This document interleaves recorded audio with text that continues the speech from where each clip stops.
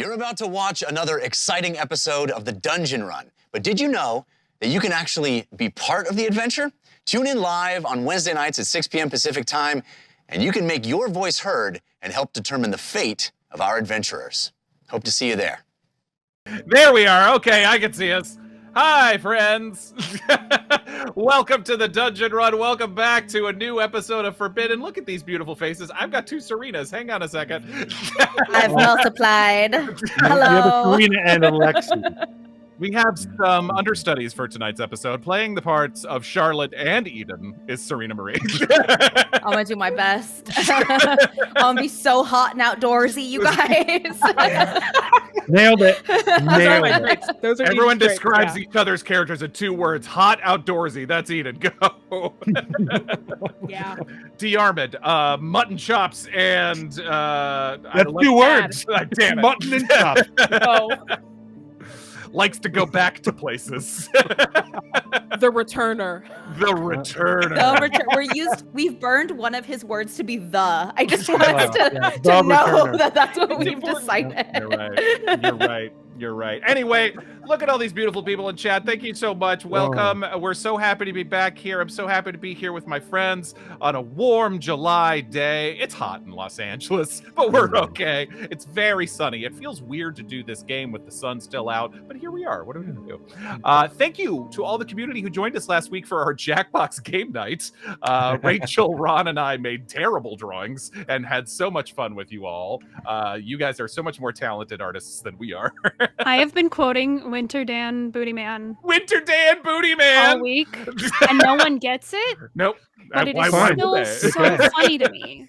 It was very funny. Winter Dan Booty Man. Winter Man Booty Man will live on in our hearts. But we're so happy to have everyone back this week as the story only gets more dire and intriguing. But we will get to that in a second. Ron, how about them sponsors? Oh yeah, them sponsors. We're sponsored by Die Hard Dice, the place to go for gorgeous dice and accessory. With free shipping on all orders $40 or more, they are the place to go for your favorite math rocks. With fantastic customer service and unrivaled colors, designs, and textures, Die Hard is truly the place on the internet to find the perfect dice for your games or characters. Don't forget to use our coupon code DungeonRun, capital D, capital R, at checkout for a discount on us. We're also sponsored by Eldritch Foundry. Beautiful detailed minis, now available pre-painted. So many options, customizations, and poses. You'll be amazed with the looks you can create. They're constantly updating design options. You can now add over 1,600 individual character items available in 30 different unique slots. Bananas. It truly boggles the minds what's possible with Eldritch Foundry. Use Eldritch Foundry and make your characters' minis epic. And be sure to use our discount code, The Dungeon Run, capital TDR, all one word, at checkout. Our show is made possible by Patreons like you. Here at Patreon, go to patreon.com/The Dungeon Run for all the incredible bonus content. For just $5 a month, you get access to cool behind-the-scenes content and our after show, Short Rest, exclusively only to patrons. Exclusive VODs of our recent dungeon cooldowns with free interactivity and a spot in our exclusive D&D campaign run on by none other than Morgan Peter Brown. There's so many rewards at all the different levels. Check it out. New patron shout out. Welcome Damian Mancuso and Morgan Aiken. Woo! Yeah, welcome. There's so much more fun to be had. Go over to patreon.com/The Dungeon Run. Over to you, Morgan. Thanks, Ron. But can I'm so happy with these friends. I'm so happy to be here in chat. I'm so happy to be I have to like shift into horror story mode in a second, but you know, I just really enjoy you people. Anyway, as you might know, or if you're new here, we are an interactive show where you have the chance to affect our story in unique and surprising ways. Use our custom Twitch extension or the link you can find in the About section of our Twitch page, or you can just go to streamelements.com/thedungeonrun/tip. Now, there are 2 ways to help or challenge our players. Choose to give bonus or penalty dice for any player or the keeper. It's just like advantage and disadvantage. You get 2 dice and take the better or the worse, depending on what you intend to give.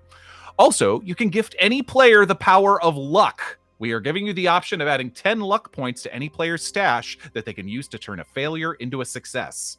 Now, a reminder to you patrons who have a free interactivity as part of your monthly rewards to either message us on Patreon on how you would like to use those rewards, or you can message Angel Devilson in chat. She's doing an amazing job gathering that. Thank you so much. Or you can drop me a note on Discord as well. And as a matter of fact, I think people are worried about you guys because we got a few new ones right before the episode started. Yeah. An omen? No, you know, I mean, if it's an omen, it's a positive one. Lorelei, Gateway Guy, has given you a bonus die and some luck points. So you got 10 luck points from Gateway Guy. And Diarmuid, Ron, Tuo Mask has chosen to give you 10 luck points as well. Thank you, Tuo Mask. I thank you. Yeah, that is what I've got as far as interactivity right now. Thank you, Angel. Amazing. Well, okay. Let's yeah, we feeling all right? Let's do this. I'll be all right. Yeah, I'll be okay.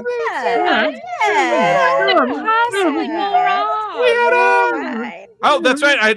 I may have forgotten one, but Angel Devilson gave Eden 10 luck points from last week. I might have forgotten that one. I'm sorry if I did. Okay, but with that, Alex is joining us tonight. Thank you so much for being here, Alex. Yay. Take us into the Forbidden.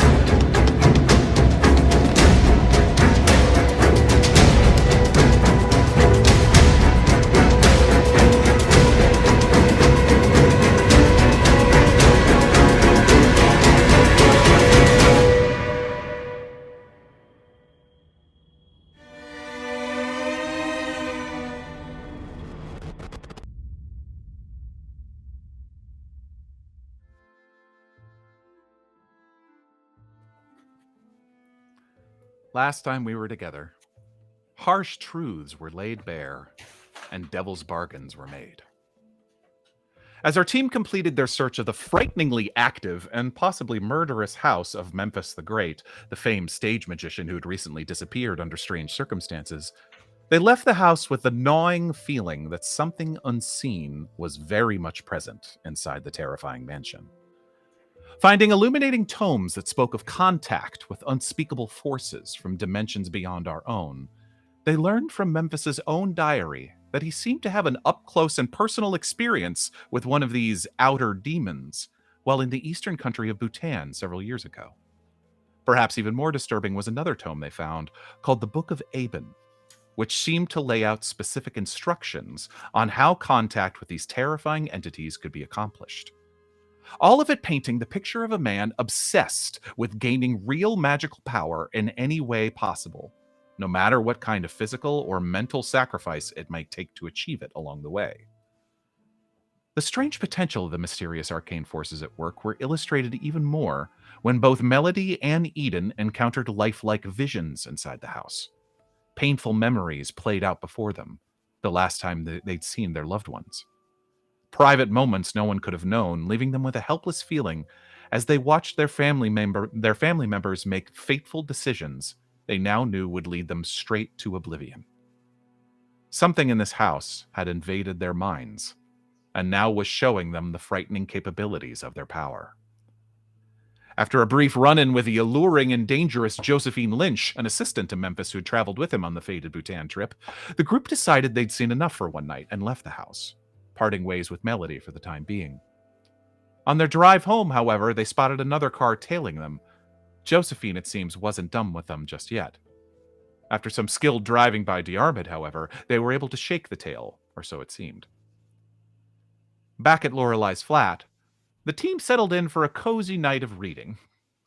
And while Eden and Diarmuid enjoyed their Shakespeare and their manuals on close-up magic, Lorelei had something a little more mind-altering on the docket.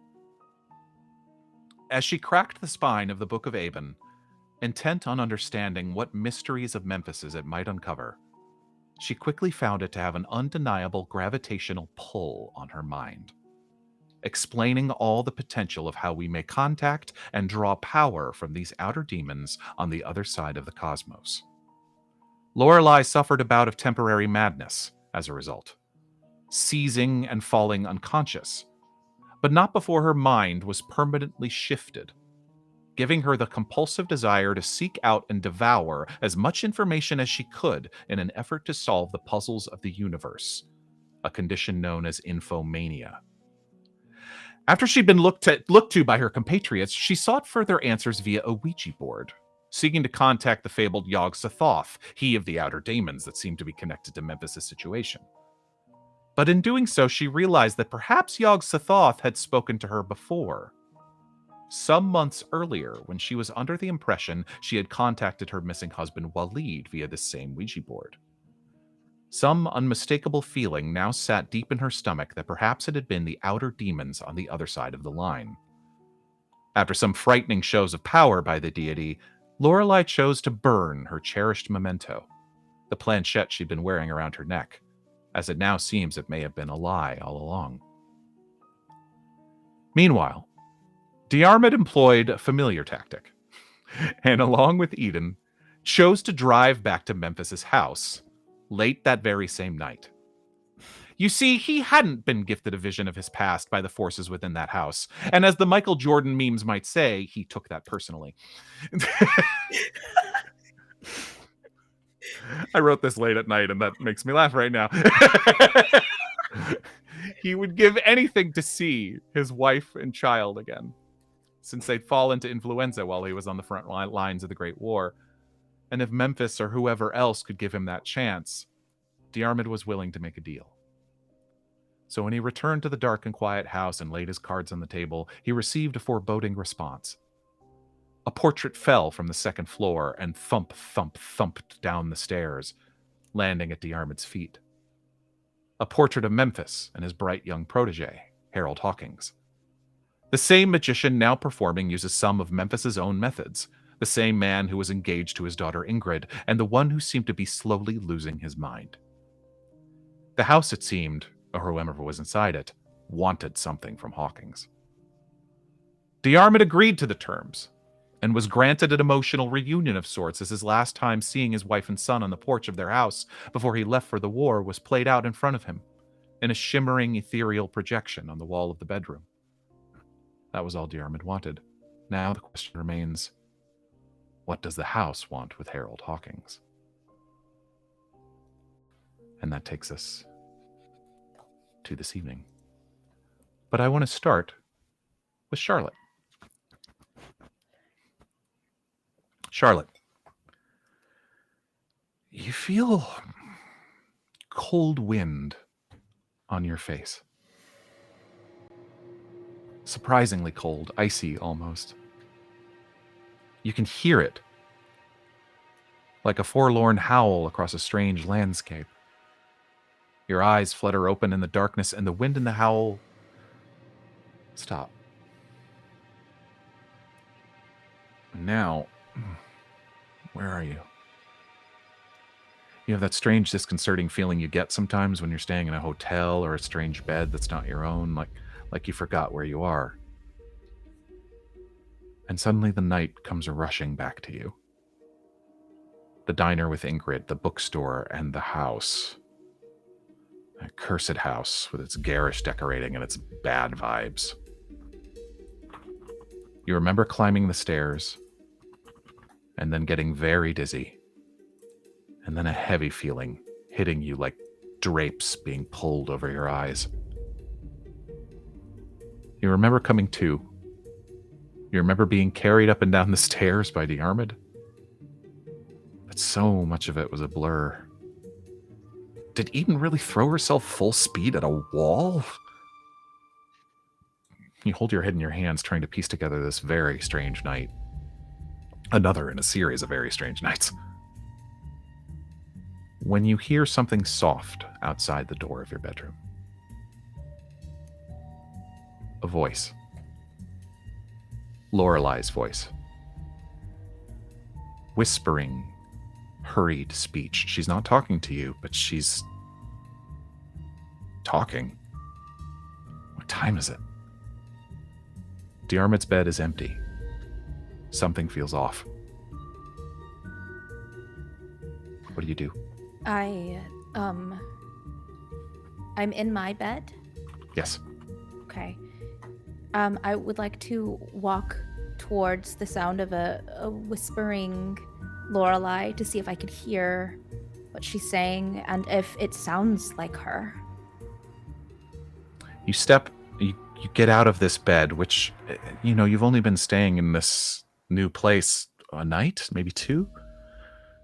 So it's a strange bedroom to you still, especially in the dark. And you raise and you stand up and you get closer to the door and you hear Lorelei. What do you want? Who do you... And she seems to be asking questions of someone or something, but all you hear is Lorelei's voice. And she's speaking rapidly. It's creepy. But all you hear is her voice. It sounds like her. And you seem to be still in the bedroom of her flat. So I'd like to go towards her voice because maybe she's having a bad dream and she needs to be woken up. I sometimes talk in my sleep. So I want to see if she's okay. You open the door of the bedroom. And Lorelei, your flat isn't huge. You quickly look out onto the living room where there is a small fire burning in the fireplace. And sitting on the coffee table, was it, Lorelei, staring into the fire? Mm-hmm. Lorelei is staring very intently into the fireplace. Like there's someone there that could answer her. As I get closer. But her eyes are open. She's awake. She's awake. Okay, that's good. I don't know if it's good or bad right now. Lorelei? Are you okay? I'm glad to see you're awake. Yeah, it's weird. It feels like I've been asleep for a while, but who are you talking to?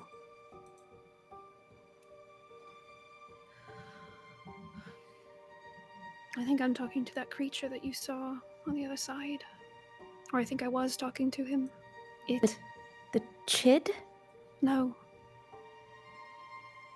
The eyes.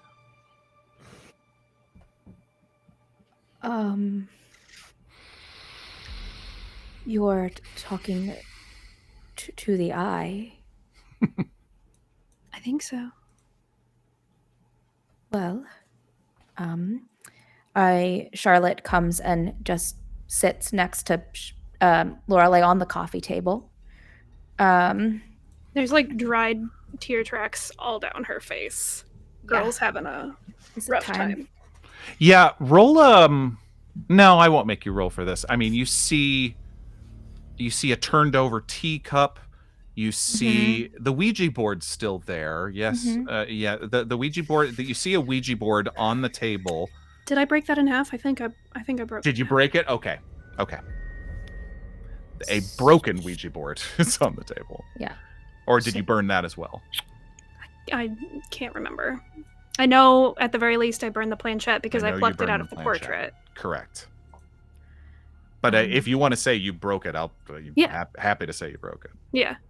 So Charlotte walks to her, kind of scoots the broken Ouija board with her foot, noticing it but not reacting to it because her focus is on Lorelei. And I sit next to Lorelei and I say, so what is the eye telling you? What is it said? I think it was mostly my mistake. Thinking that I was talking to Waleed.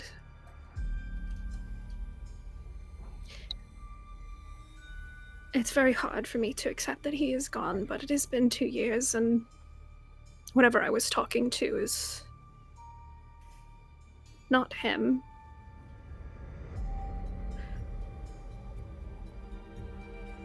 I see. What is like Lorelei's body language like? Defeated. Defeated. Okay. Mm-hmm. Slumped over. Yeah. Hunched in on herself. Depending on if this seems okay in the moment, I'd like to put my hand on Lorelei's hand and just sit there with her. And I think Charlotte just sees her friend hurting. She doesn't really understand what Lorelei has said. Some of it doesn't make sense, but I can tell she's grieving. Yeah. And so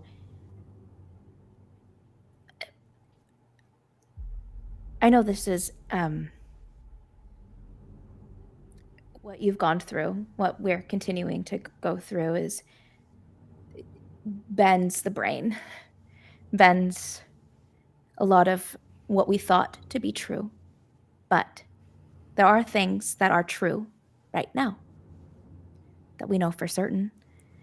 One, I'm sitting with you on this very well-made coffee table.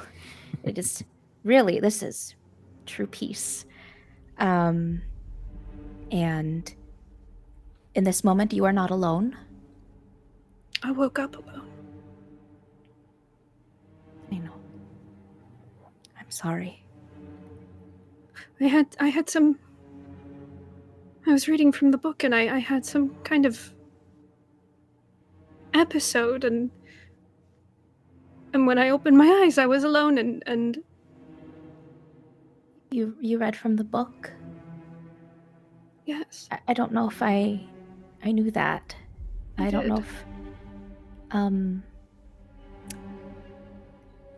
I think I had a seizure Oh my goodness. or something. Can I at the risk of being medical and at an opportune time, can I see your eyes? Mm-hmm. Okay.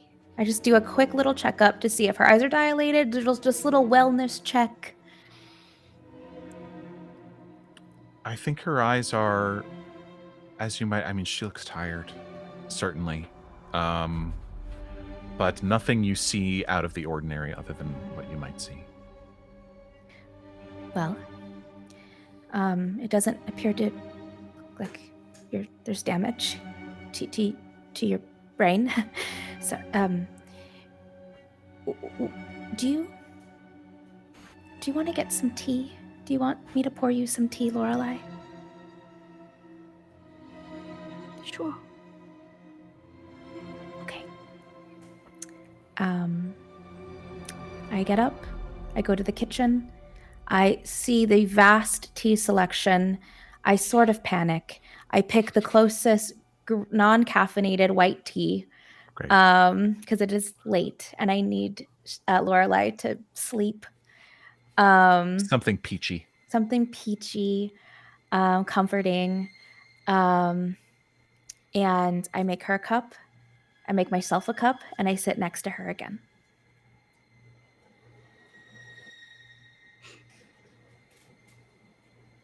Don't tell the others, but I hid it. Hid what?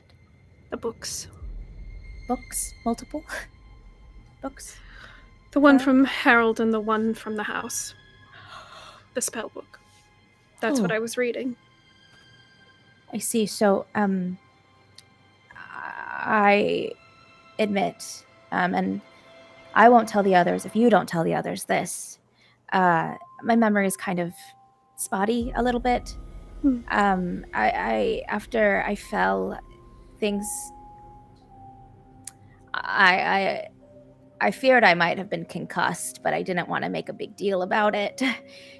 Which, as I know as a medical professional, is not good because I could have died. Now that I'm saying that out loud, but I didn't. I'm here. But my memory is. I have some holes in my memory. From a long time ago, or just the house? The house. Oh, the house. yeah. So you have books. They are spell books. They gave you a seizure when you read it. You must be very tired. No, I'm not. I don't want to sleep. I understand that. I've been setting alarms, a lot because I'm afraid of sleeping, because of the thing you talked to. What I would suggest, and if this is okay, would you like to, you and I, try to sleep in the same room? And if it becomes scary, we can both be there. I would love that. I'm very tired of being alone. Okay. Let's go sleep, okay? Okay. And I'll just grab her hand, and then we'll just go to the bed I was sleeping in, because Lorelei was sleeping on the couch, and that is not a 2% situation. No. There are two beds in the room you were sleeping in with Diarmuid, and then there is the master bedroom, which is where Eden has been sleeping currently. So there is a room with we presume a large enough bed for two people, or the one with the two twin beds. Is Eden in there sleeping right now? Nope. Dibs. Sorry. It's the couch for Eden. It's the couch for Eden. It's a nice couch. It's a nice couch. Yeah. So just go to the master bedroom and with our tea. And I'm assuming we both probably look like plane crash survivors. Yeah, just absolutely. Haggard and tired. And we've also fought a bunch at different points. And I think I see you. Let's just go to sleep. I don't know if Lorelei does sleep that night, but she at least curls up in the dark and I don't know, maybe passes out eventually. I think you're having a really hard time shutting down your mind right now. Yeah. And you stay there comforting in the closeness of someone else, not feeling alone, as you said. But yeah, there seems to be just a gnawing, edging into the corners questions, constant, that is making it very hard to close your eyes for longer than a few moments. But eventually, nature takes its course and you fall asleep. Diarmuid and Eden. Diarmuid exited the house. The door, rather strangely, opened on its own and allowed him to exit. And Eden, you waiting there on the vestibule outside, the veranda outside. What do you two do? As Diarmuid exits the house, he says, "Well, I think I was right. About? I'm pretty sure that the house is Memphis." We did say that, didn't we? Huh. Aye. And I think I was right about something else.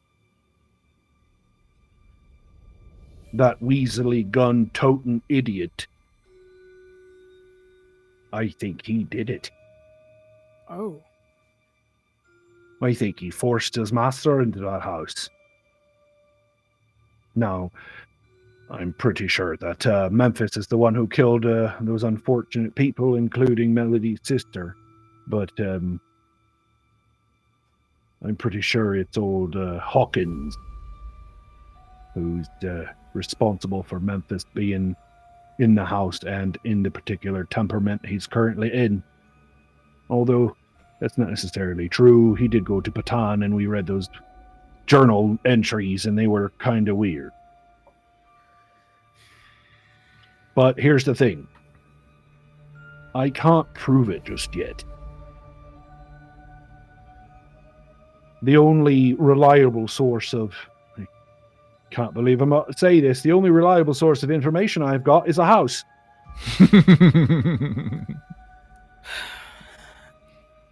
Boy, when you say it like that. Yeah.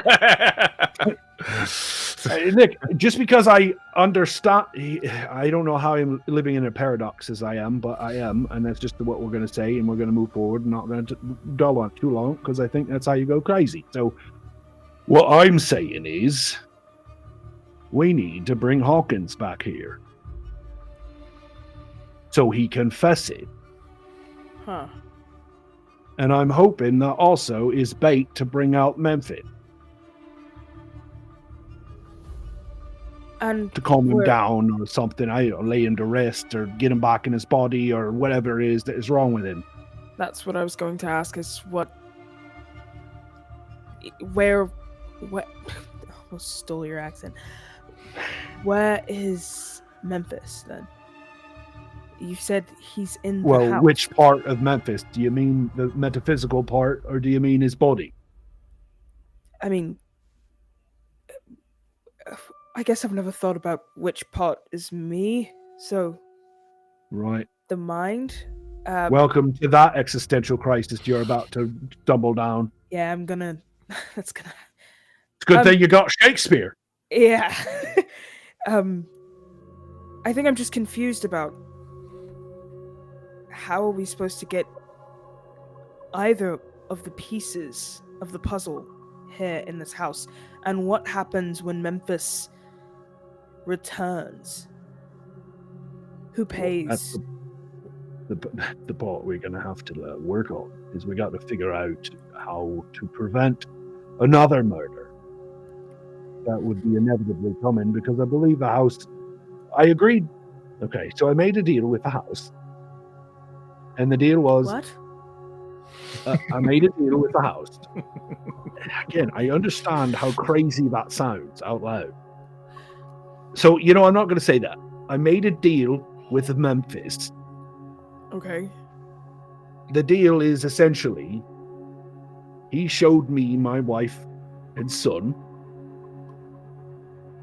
and I would bring Hawkins to him, to the house. I mean, it's a good deal. Well, he's already fulfilled his end of the bargain. So now it's your move. Of course. And as much as I want to say that breaking a promise to a house would be honorable because a house can't have feelings, I don't think breaking a promise to this particular house would be honorable. So we need to bring him here. But what level of deceit we need to employ in order to get him here, or just be honest, or, my thoughts maybe to use Ingrid, but I would want Ingrid to know what she's getting into, and that part is a little messy. Because if she has any part in this, Correct, then she'd be walking in unknowingly. My gut tells me that she's not part of it, which is, I don't think she knows anything about what these two have been into. Here, okay, so let me put it to you this way, so you understand where my brain is. When we came into the house and we went upstairs and we found those books, and those books are all about weird things and the other worlds and places, and he's jumping between places even though there's a box. That means Memphis had the books. He got the books from Bhutan. He brought them here. He used them to do his act. Hawkins got jealous when he saw the new stuff that came from Bhutan and decided, this is a little bit of a jump, but decided that he was going to either, I think, he found the stuff without Memphis knowing, read it, learned a bunch of stuff, and decided, you know what, now that I know all this, I don't need Memphis and I can be the Ark. That's what I think happened. And I think he's a little squiggly and squirmy because he knows he committed murder. I mean, that seems, as you say it makes sense to me. I think the only thing that I'm confused about would be Josephine and how she plays into this. Does she know? Her, yeah. There is a slight, maybe 2% chance that she did it. She went with him to Bhutan. So she and then they both came back. But he came back different. Right. So maybe she's been... And Ingrid said that Hawkins is different. Right.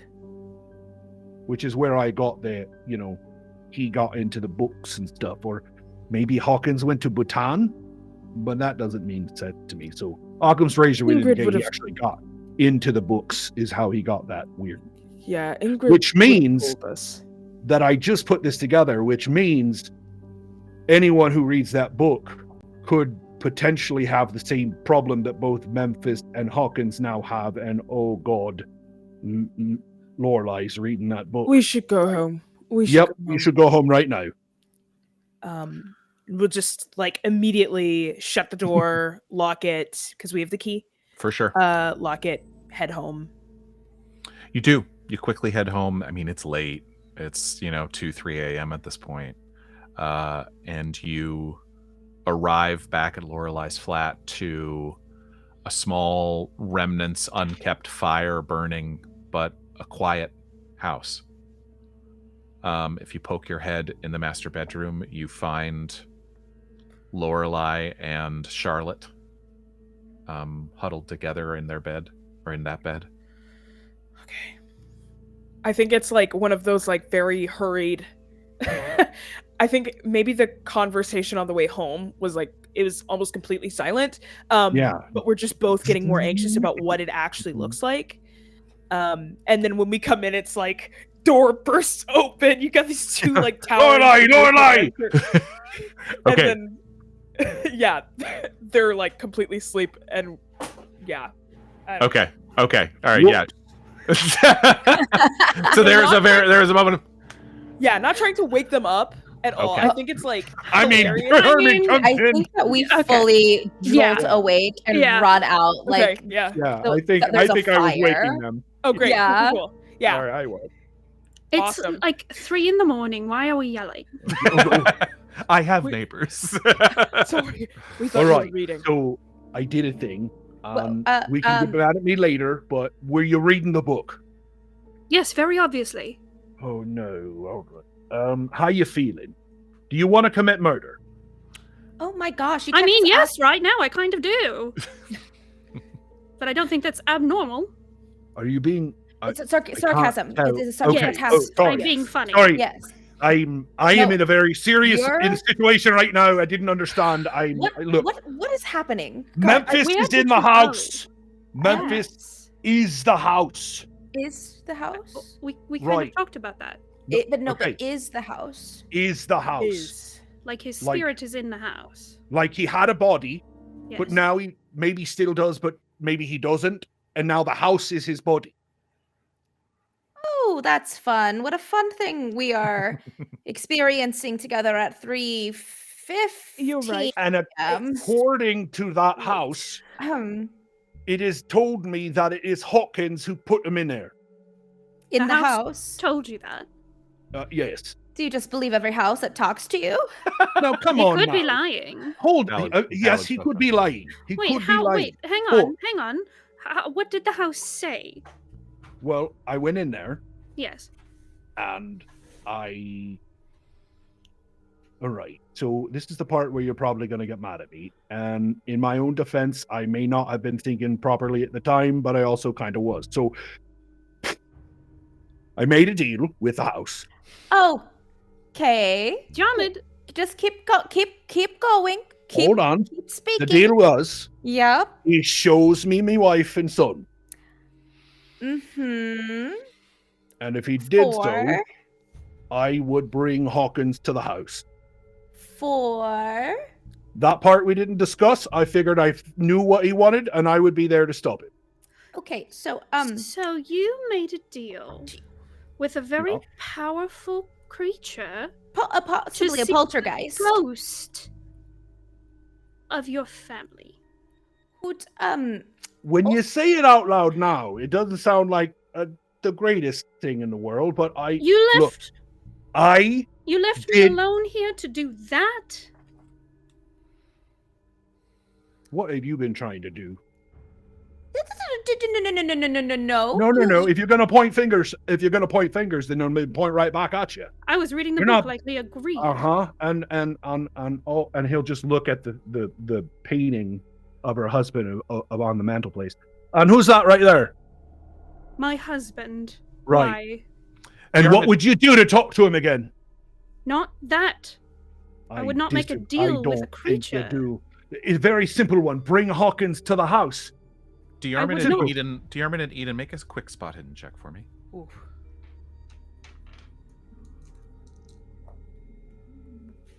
This is not my best roll. You have,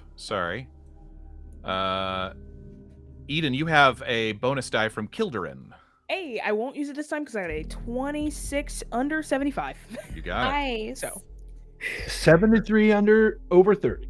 Copy. Oh. Diarmuid, you see nothing. Eden, you notice a couple things quickly as this conversation is happening. One, you don't see the books that were there on the coffee table when you left.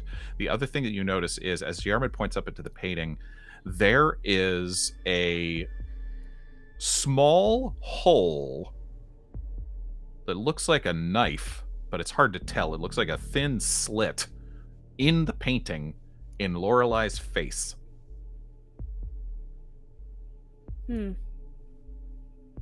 Okay. I think everything is like flying. The words are flying. Everything is happening so fast that Eden clocks this, but like immediately goes back. It's very groundkeeper core, like trying to notice Core, your Yeah. aesthetic. Exactly. Noticing the details and allowing things to happen until things Love that. settle that. when Eden Yeah. can step in. Did we or did we not agree that we were going to read this book and learn this spell to then go and be able to talk to Memphis?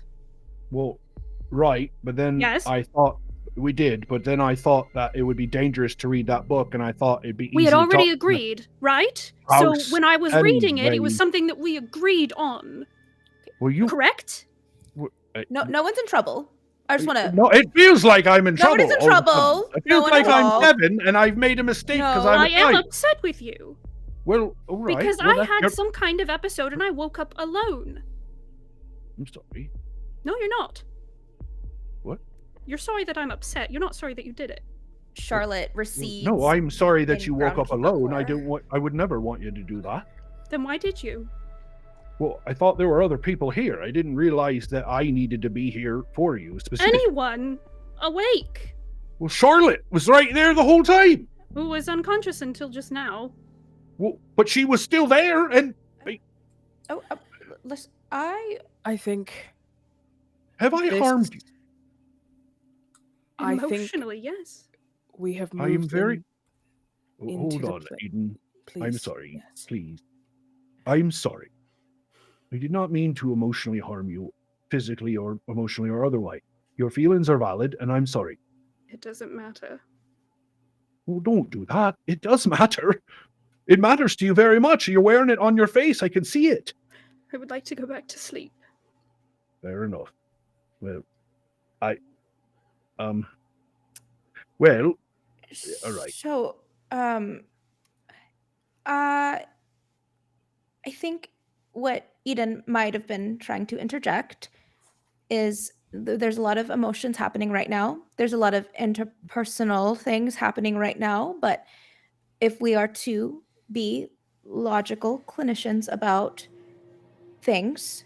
Diarmuid, you went to the house. You made a deal with the house. What I would say on a logic level is that I worry about. You're not trouble, please. No, we're peers. I worry that the house, one, isn't really Memphis, is something else, pretending to be Memphis, and two, when we bring Hawkins there, whatever happens to Hawkins, that blood will be on our hands. I understood that. I know, but I wonder if he has warranted, that's warranted. I mean, we're assuming that Hawkins put him in the house, but I wouldn't could put be him the there house. unless we knew. But yes. But I counterpoint. What if the house needs Hawkins because Hawkins read the book and the house is, I don't know, a devourer of sorts, I'm just spitballing, and needs to amass more entities inside of it. That's a very, very smart idea, Charlotte. So by bringing Seems a bit Hawkins, more complex. what if it made the house more powerful? It can say that it is Memphis, but we cannot know for certain. This thing is very good at lying. I don't know if it is to be trusted, and so it's good that you talk to it, though, because then, we have more information to work from to develop a theory. Well, I wouldn't say so much talk to it as talk to it, and then it dropped a painting in front of me. Diarmuid, you remember in fairy tales what Oh. happens when people make deals with the Fae? I do. Most of the time they go bad, but sometimes they go okay. And if they don't fulfill that deal, No, I know that part. That's definitely a thing I'm gonna have to deal with, though. So Worth it. well, I'm glad that you got to see your loved ones, though. Well, I got to say goodbye, and I didn't get that before. I met peace more than I was before. You are. I can feel it. That's very good. I think it's late.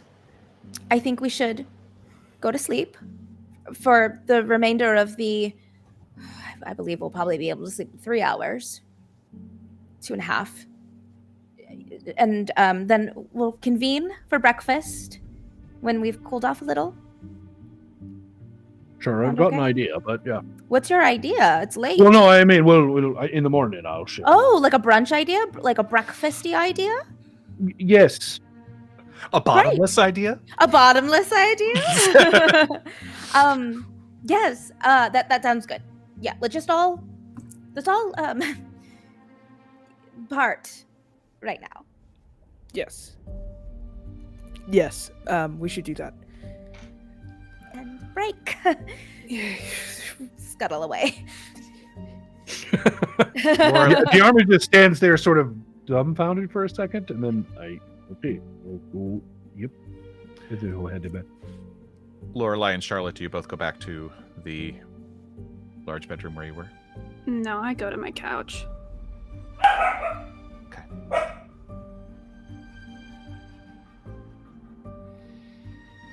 Are there penalties in this game for not getting a full night's rest? There are. It may not be so bad for just one night, if you give me a moment. Mhm. But in terms of, it's not clearly laid out, I believe, as clearly as like 8 hours equals long rest, Right. something like that. Right. So one assumes in Call of Cthulhu you aren't getting great sleep most of the time. Yeah. Seems realistic. Yeah. All the mysteries happen at night. I will say, Mhm. with basically what considered a night's rest, you do regain at least one physical hit point, which some of you, Eden, need. You don't regain all. It's not like D&D, unfortunately. You do regain, but with a 1 night's rest, you do regain 1 physical hit point. Okay. Oh no.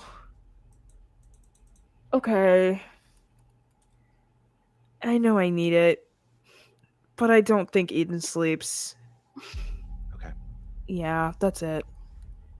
Would you like to roll a Constitution roll to see if you pass out Yeah. anyway? Absolutely. Okay. Roll me a It's the Constitution roll. Okay. That's a 60 over 50. 60 over 50 means you fail, which means you pass out. Great. Cool. Good night. Maybe This Yes. is this is Good one night. where this is one where you wanted to fail. 99. If you wanted to sleep, you wanted to fail. Much, So you go back to the bedroom where you've been sleeping the last night or two, and yeah, it's hard. It's hard to keep it all together, and you've had the longest night that you can remember in a series of long nights, and you do eventually pass out. Question about Yes. the house. Yes. How is the couch? Like, what is the couch facing? Like The it is- fireplace. Yeah. The fireplace. That means it has Yeah. like the back of it Mhm. is the seat. Okay. And there's an So- armchair next to the couch. Yeah, the way I'm imagining it is you come in through the front door, and to your left is the little sitting room parlor area where the couch is. So I think that Charlotte, what she does, and Lorelei is sleeping on the couch. Mm-hmm. Mhm. Charlotte goes into the bed that she originally was sleeping in, so not the master bedroom bed. Mhm. The shared bed with The shared bed. She the waits. guest bed. She waits a little bit until she thinks that Lorelei is either passed out or settled. I grab the blankets and the pillows and stuff, and I just put it behind the couch. Mhm. So I'm sleeping. I'm on the chair because I don't want to be in eyesight of Lorelei because I don't want her to feel pressure. But I sleep on the floor, behind the couch. That's very sweet. Yeah. She's alone. I get it. Yeah. I'm alone a lot. Yeah, there's something about you, a shared empathy, a feeling of a recognition of what someone's been through, that makes you just know that your presence, if nothing else, is really going to be comforting in this moment. Diarmuid, how about you? I think Diarmuid probably sleeps fairly well this evening. Okay. Probably the first time in a long time. Okay. Yeah. Lorelei, are you able to sleep? It fits and starts. I think a little bit, but it's like she keeps having that dream of going down a staircase and missing a step and jolting awake. Yeah. It's well said. Roll an intelligence roll. Okay, I can do that. You I have. may not act it, but I'm fairly intelligent. I know you are. you do have a bonus die if you need it. I don't. I got a 34 under 80. Nice. The hard success. You've been recalling so much about things you thought to be true, moments that really have been your driving obsession Mm-hmm. recently. And you came and you remembered the last time you used that Ouija board and feeling like it's all a lie. And you remember the last thing it said last time, right before you burned the planchette. You remember the last thing the board said, which was, "I see you." Mm-hmm. But as you're thinking about it and replaying it over in your mind again, you do remember what else it said. The first thing it said was, "Hello, love." And then it said, "Not alone."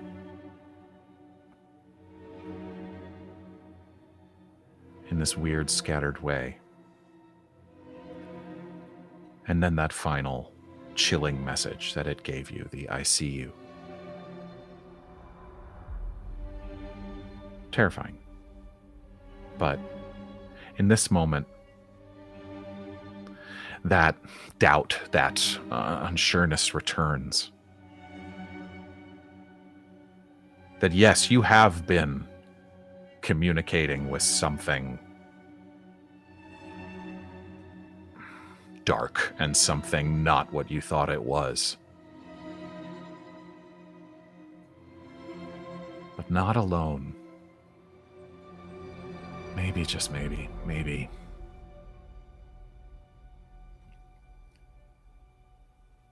Maybe that means something. But maybe it's all a lie.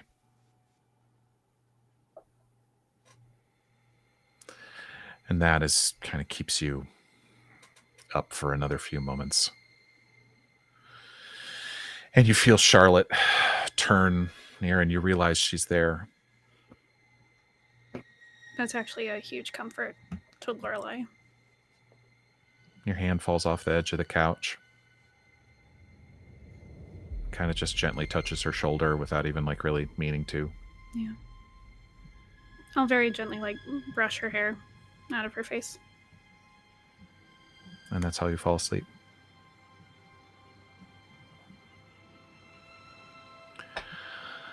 You all wake in the morning to the telephone ringing. Takes you a second. It's about 9 a.m. But you all fell asleep very late. I'm gonna crawl over the couch and pick up the receiver and just go, "What? Good morning." Good morning. It's an unfamiliar voice to you. May I speak to Mr. Diarmuid O'Raleigh? This is the London office of SDI. How did you get this number? We were given it as his personal contact while he was here in London. Oh, okay. Give me just a moment. Yes. I'm gonna put the receiver down and go knock on the door. Diarmuid? Who's in the room with? Is it just Diarmuid? It's just you tonight. Yep. Okay. He, couple of seconds go by. He opens the door. He looks bright-eyed and awake. Yes. Phone's for you. It's your people. Secret agents.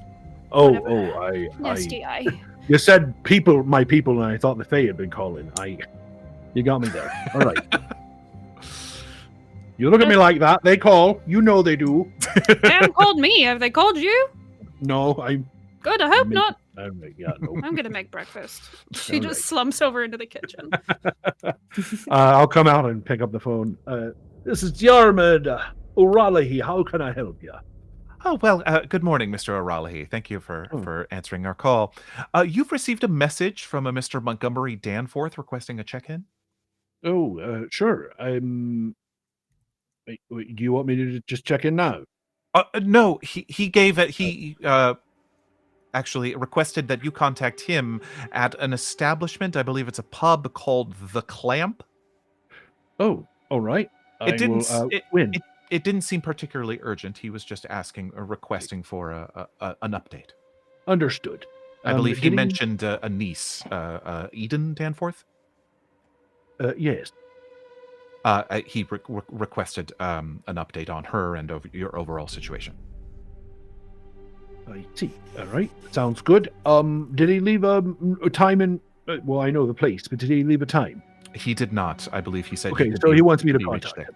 Correct. I understood. All right. Thank you very much. Thank you. Have a nice day. Have a lovely day. I'll look around. Is Eden awake? Probably not yet. All right. Well, that was I think Eden's uncle What?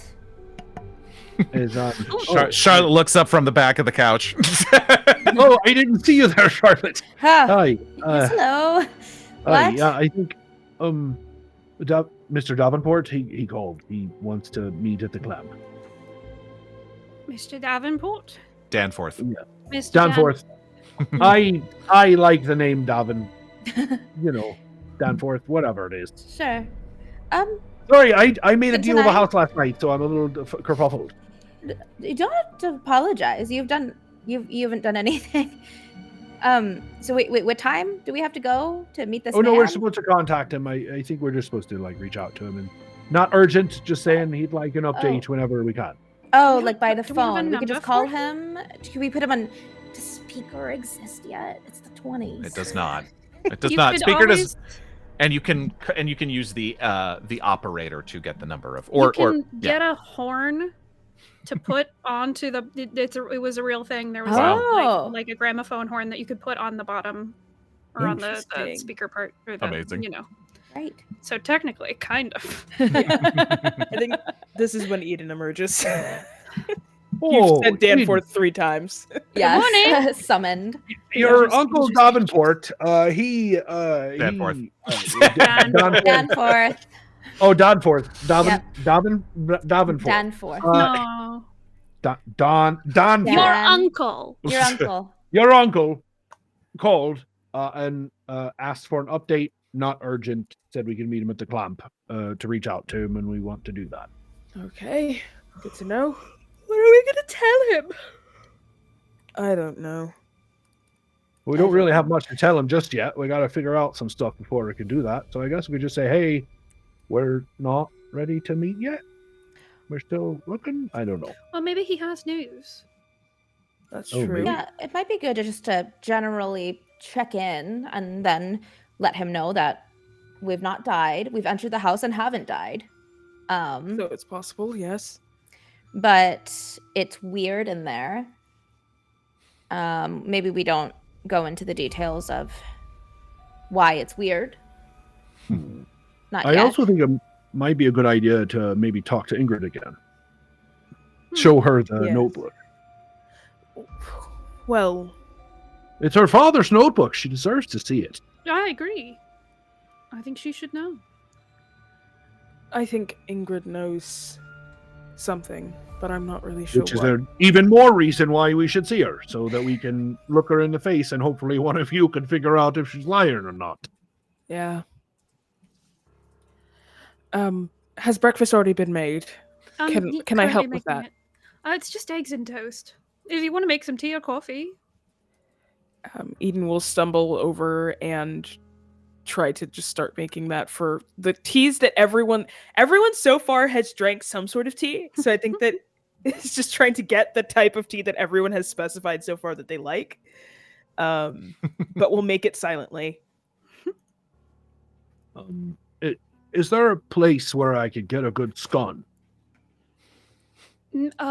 Benny. Yeah, I'll there's- take Would you like- you around to a place. There's bakeries in your neighborhood for sure. Oh yes, she would have gotten an apartment central to a bunch of Mm. bakeries.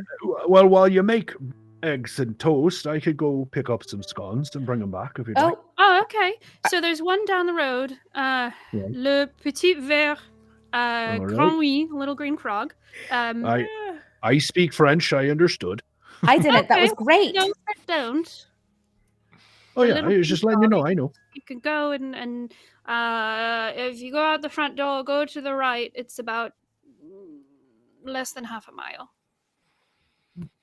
All right. I will. Is there a particular type of scone you like? No, just ask for clotted cream. I know they have Right. it. Lovely. I would love some of that myself. So sounds good. What about the rest? Yeah, any particular scone type you like? Clotted cream. Well, actually, I would love to get some fresh air myself, Whoa. and go maybe not to the bakery with you, but to maybe get some fruit nearby and bring some fruit back. I feel like I'm- we need some fresh things. I imagine the bakery would have that. Fresh fruit at a bakery? Yeah, I mean fruit tart. No. I will get us Fruit tart, isn't that? some strawberries. I'm the strawberries. military man. That's what we call fresh fruit. I don't know. Pie counts as fresh fruit. Yes, It does. I'll pick up some fresh things for us, especially because we'll be staying here for a little bit of time. So maybe things for dinner as well, some vegetables. I feel like we need those vitamins. We're all looking a little sallow. Probably. Well, so. we could do 2 birds, 1 scone, huh? Yes. Ah. Get out of here. All right. That Okay. sounds. That actually Well, sounds quite let's hit the pleasant. Let's bricks go do that. and go, and we'll be back Oh. before. So sorry. I don't think they're gonna have donut. as an American, yes, we do eat donuts. And look, I understand why they are addictive Delicious and delicious, sugary. but also very bad for you, and I know it. I mean, there's so much that's bad for you. Have you had Yeah, soda true. yet? Soda pop? Oh yeah, of course I have. That's No. whoo. Yeah, That's that one. bad for you. But so good though. Yeah, right? Yeah. And they say it's, they used to say it was medicine. I don't think that's true, but I do I think like it is I think that their Coca-Cola and specifically does make you feel different after consuming. So it. your eggs are ready. Oh gosh. Okay, we need to go. Oh, we that need was to go. so quick. I was gonna say We need to hurry. this conversation continues as Yeah, the two of as you. we're leaving. Okay, Out the door. we'll Yeah. leave them on the pan. Yes. There's something, Lorelei, as you pour yourself a cup of tea in the morning. Maybe it's this, ever since what happened last night, this feeling of just like a river of information flowing both ways, flowing out of and flowing into your mind at all times. And as you pour from the kettle into your cup, the word vessel occurs to you. God. And your mind No. goes to the spell. This Mm. call forth ye form beyond. And again, revisiting sort of what this is about. It's about bringing forth a psychic presence to take physical shape. And something in the description of the spell, something that is unseen, something that doesn't have physical shape, needs somewhere to go.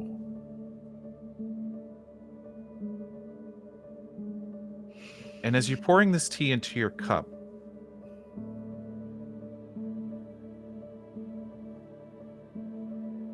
anything needs a vessel to be anything.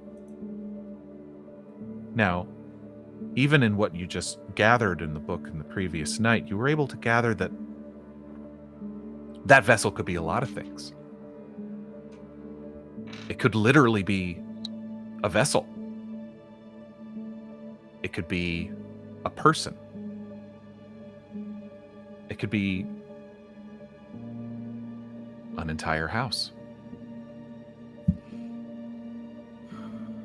It's hard to tell, but this eureka small moment of realization comes to you just as you're sitting there making breakfast, having just heard the conversation about comparing donuts and pastries as Charlotte and Diarmuid leave and Eden is just sitting across from you.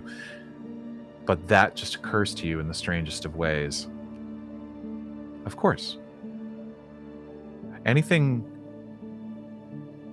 to bring it forth, it's like water, it's like a liquid, it's anything, it needs somewhere to be.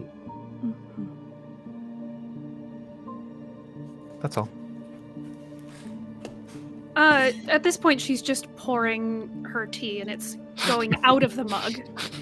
Overflowing. Uh-huh. Eden, you totally noticed that. Lorelei. Yeah. A vessel. It's a What? vessel. I think the house is a vessel, and I think that if we bring Harold there, he might become a vessel for whatever is in the house. I don't think we can bring Harold there. I think don't something is in the house, and I think that we need to banish it. How do we do that? I don't know. My first thought is, the worst thought. We could make it physical and kill it. But that would require killing something, and that's not something I'm comfortable with. I don't know. If we burn the house, does he escape? Does he just find another vessel? I mean, and who's to say we're strong enough to do such a thing? Mm-hmm. who's to say it wants Harold, but one of us might suffice.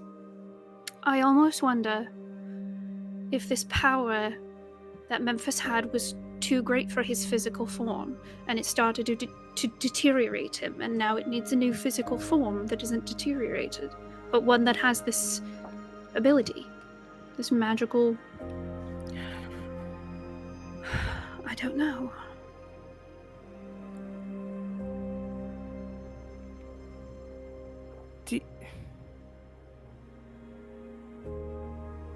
I think this is... Every time we come back to something, it's much deeper than we originally, much more profound than we originally estimated. I just don't think I would ever want that kind of power. I know. There are so many things you could do with it, but there is so much corruption that would come with it. You would think that magicians, folks who deal with illusions, would be more afraid of the real thing than they actually are. You would think. You know, I'm a little afraid here that we are being played by something. I think we need to be very careful about what we do next. Yeah. I don't think we can bring him there. I agree with you. And I think someone is going to have to pay for what happened. But we went into the house and we came out unscathed. This That's time. something. Yes. But it still got in all of our heads, well, most of us. And it saw the things that made us the most vulnerable. And that makes me concerned. Will it be able to use these memories and these people that we love against us if we go back?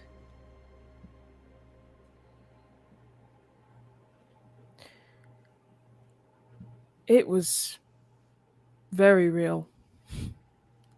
I wanted to say that I wouldn't let it happen again.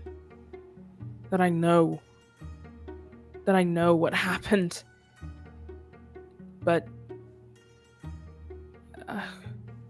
Eden, I don't- your cheek still smarts from where you threw yourself into the wall, and Lorelei, you're able to see, yeah, in this moment,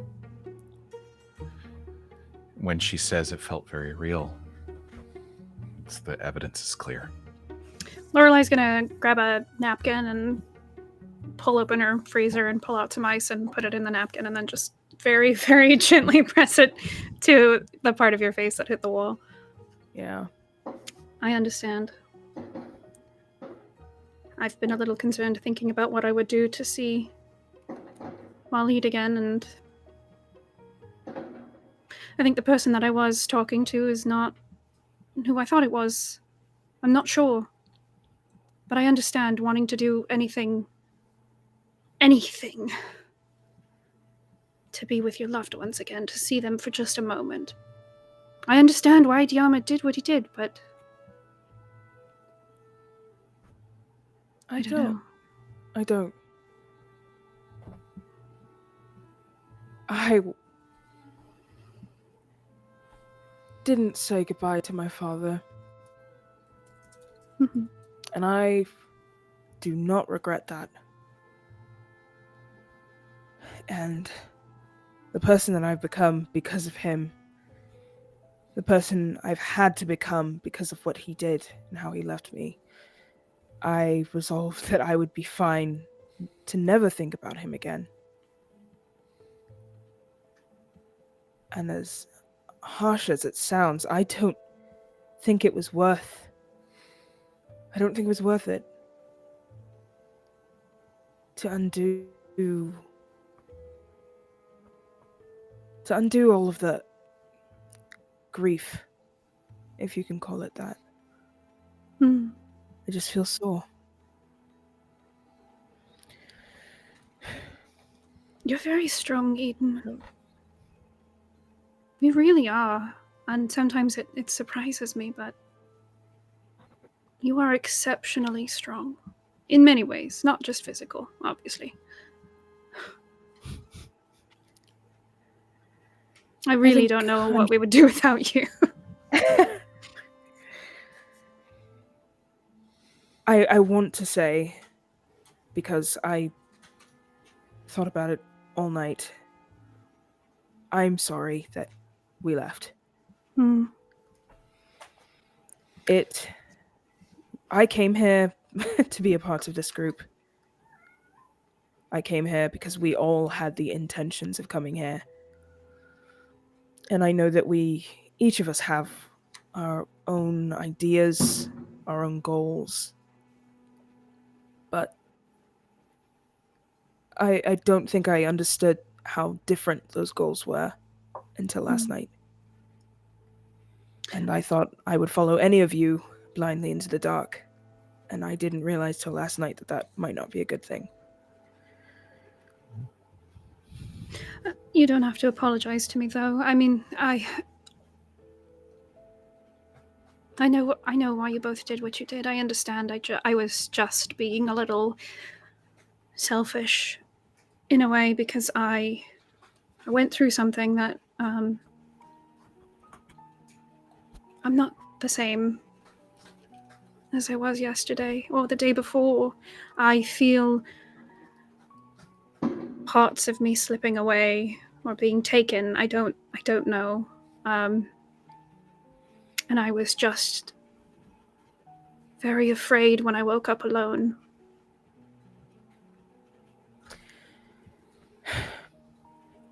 I think that's what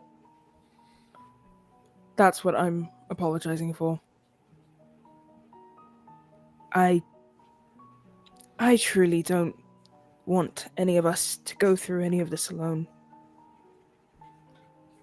I think that we're all lonely in some way, shapes, and forms. And we're all clinging to each other. And I think that there are very few people in this world that I would go to this length with. But, I got to show the lady my dedication over the course of 10 years. More, really, by just being there. And I'm trying to show you all that it would be 10 years, it could be 10 hours, but I'm here with the same force, and I failed at that. And so, even if you are different, even if you were the same as yesterday, I would still feel remiss to know that you were alone, that any of us were alone. Thank you. Of course. I kind of hope maybe the reason that we fight so much, all of us, is... I mean, I know part of it is just that I'm very bullheaded, but I think we just care so much about each other that it can come out in detrimental ways. Because we are afraid for each other, and I don't know.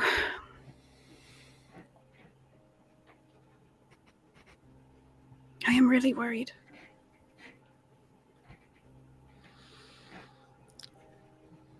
For us? For yourself? Yes. Well, everyone. I'm afraid for all of us, for all of these different reasons, because we are all so strong and yet so fragile and so vulnerable. We all have these big feelings and these big, huge hearts that are so helpful in the world, but so easy to hurt. And I'm worried about Harold, and I'm worried about Ingrid, and I'm worried about the integrity of our stalker last night. I'm worried what she wants. Josephine. Worried about Memphis. I'm worried about the house and how this word, this vessel stuck in my mind.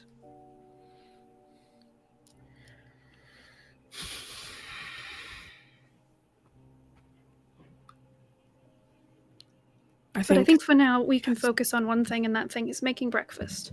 Yes. And I think in a world of uncertainty and burdens and pain and suffering, you have to focus on the thing that you can do. And right now it is making eggs and toast. Yes, at least breakfast can be breakfast. Breakfast can be breakfast regardless of what's happening. At least. That's a new t-shirt for sure. Mhm. Yes. Diarmuid and Charlotte, you're able to find the green frog very easily enough. Is there anything else the two of you would like to do while you are out and about in the fresh air? Diarmuid orders completely in what probably sounds to Charlotte like native French. Ooh la la. Yeah. Way. Grab some scones, a couple cups of clotted cream. We chef. In contrast, at a market, that's very close by, because there's fresh fruit everywhere. That's a thing that happens in literally every other country. Just a little bodega. Charlotte only says bonjour. Oh. I would like 5 apples. You know, we're in London. I can speak English. Diarmuid is just beaming. Yes, It's fine. It's cute. Keep going. well, I would like, and then I put everything together, all of the groceries that we would need for like maybe 3 days of fresh fruit and veggies. Wow, nice. Mm-hmm. But as Charlotte is checking out, exchanging money, she starts to hear a high-pitched sound in her head, and it's just that feeling of a headache. Do you know what I mean? Like when you have starting to get a migraine, you start to get those auras. But she kind of shakes it off and then continues to check out. I'm gonna spot hidden that to see if I. Yeah, give me a spot hidden or psychology, either. My spot hidden, I think, is a little better than my psychology. My psychology, yep. So spot hidden. In fact, 31. Charlotte, you roll me a spot hidden as well. Oh, that's fun. Isn't it? 31 over 30, but I'll use 1 luck point. Very nice. Oh, this Thank you, is Duomath. exciting. I rolled a 30 under 75, so it was a hard success. Beautiful. Diarmuid, you do notice this kind of Charlotte have this moment of strain, and then shake it off. And Charlotte, as you do, you kind of hear this ringing in your ears as a moment, and kind of makes you work your jaw in a way that just feels ringing in your ears.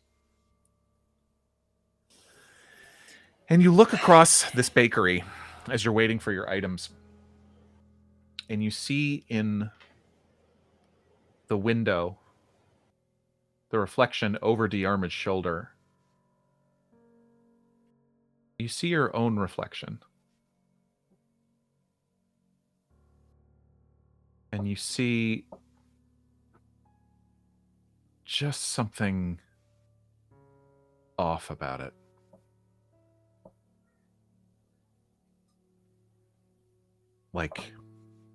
You look for a moment. It's almost like the periphery of your eyes as you see it. And then you look at Diarmuid. And while you're looking at Diarmuid, over your shoulder, you can see just out of a corner of your eye, you see your own reflection in the window. And your face just seems to, as if it's slowly melting wax. And then you look at your reflection again, and it's fine. And then the ringing is gone. We should hurry back. Eggs are very easy to cook. Yeah. Are you okay, Charlotte? You know, I've been feeling a little... since my spill, a little off, so... You hit your head pretty hard. I did. Is there something we should be looking for, or... No, I've already slept through one single night, which means that I'm not concussed enough to kill me. But, you know, I do know that sometimes after head trauma, headaches can follow, so nothing that we need to worry about. Honestly, I might head to the pharmacy and get some pain meds or something, but it seems okay. All right. I was worried about you. Worried about me? Yeah, you took a pretty big fall there. I don't really know what happened. Yeah. I must have... my foot must have caught or something. I don't know. You fainted or something. But, I'm glad you're fine. Well, I'm glad you're okay. Thank you. I mean, if I'm going to be honest with you, I'm not fine. I think that... That's why I avoided saying that. I don't think any of us is fine right now. No. But I worry about all of us, too. So, Of course. But thank you for being my friend. I wanted to go out with you because you're fun to be around. Well, I appreciate that. I try not to be too much of a curmudgeon. Oh, no. I don't think you're a curmudgeon. I think that you're honest, and I appreciate it. And remember how we both have very direct styles of communication, and I think that is Absolutely. a central pillar of our friendship. Indeed. But I can be a curmudgeon, just to be clear. Sure, and I can be... I've seen that, yeah. But you're still lovely. Even with whatever that is, it's just a perk of your personality, and I think it's a great one. Thank you. Well, let's hurry back. Indeed. And let's figure out what we want to do, because we have a lot of stuff that we want to handle, right? Yeah, well, we got to talk to Davenport? Dartmouth? Davenport. I got it right. Okay, Davenport. No, wait, nope, no, nope. I'm sorry. No, you inceptioned me. It's not that. It's Danforth. Danforth. Now Danforth? I forgot. Danforth. It's Danforth. I don't know why this one is hard for me. I'm normally very good with these names, but this one, for some reason, you know what it is? I don't like him. That's what it is. I don't like him, and so my your brain's brain like, just, don't think deletes about it? him. Just don't think about him. Well, That's what it is. skill. I don't like him, but he gives me the same feeling that Hawkins does. That you got something behind the eyes that you're not telling anybody, and if we knew, we might look at you different. So, speaking of Hawkins, and we can, add this to our list of things we want to do, but as much as I don't want to bring Hawkins to the house because of, all the things, I do wonder what he's up to. And with your, I don't know, skill of spy things. Intimidation? Oh, no, I was thinking about some faraway monitoring. Oh. Some just, I don't know, I kind of stick out, though. tailing. I don't know if you noticed. True. Well, maybe you can coach me. Well, okay, first lesson. First lesson here. Okay. The type of person that Hawkins is, you don't really need to spy on him. You don't need to spy on him. Tough him up a bit. But wouldn't he be prone to give you, I don't know, wouldn't it be good to observe him in his natural environment? I'm see, of course. Shady, absolutely. weird things he's into. Would certainly be very useful. But you could get to the core of it with the type of person he is pretty quickly. You just gotta, like I said, be intimidating and maybe on occasion get physical. Oh. Yeah, cowards respond well to violence. Well, I will think on that. But it's worth mentioning that I would like to spy on him. Yeah, no, I understand you don't want to be violent. I I'm not don't. saying that I we really should don't want to be rough him violent. up. I don't No, think no. I'm the roughing up type. I mean, I could certainly Understood. try. Not saying that's I the have route we should been go. told by you actually that I'm quite terrifying. You are quite terrifying. I'm identifying that the training would indicate that Yes, with the personality type Ah, that I he see. Okay. Yeah, your most effective route would be to Yes. physical violence Physical or violence or threaten. Yeah.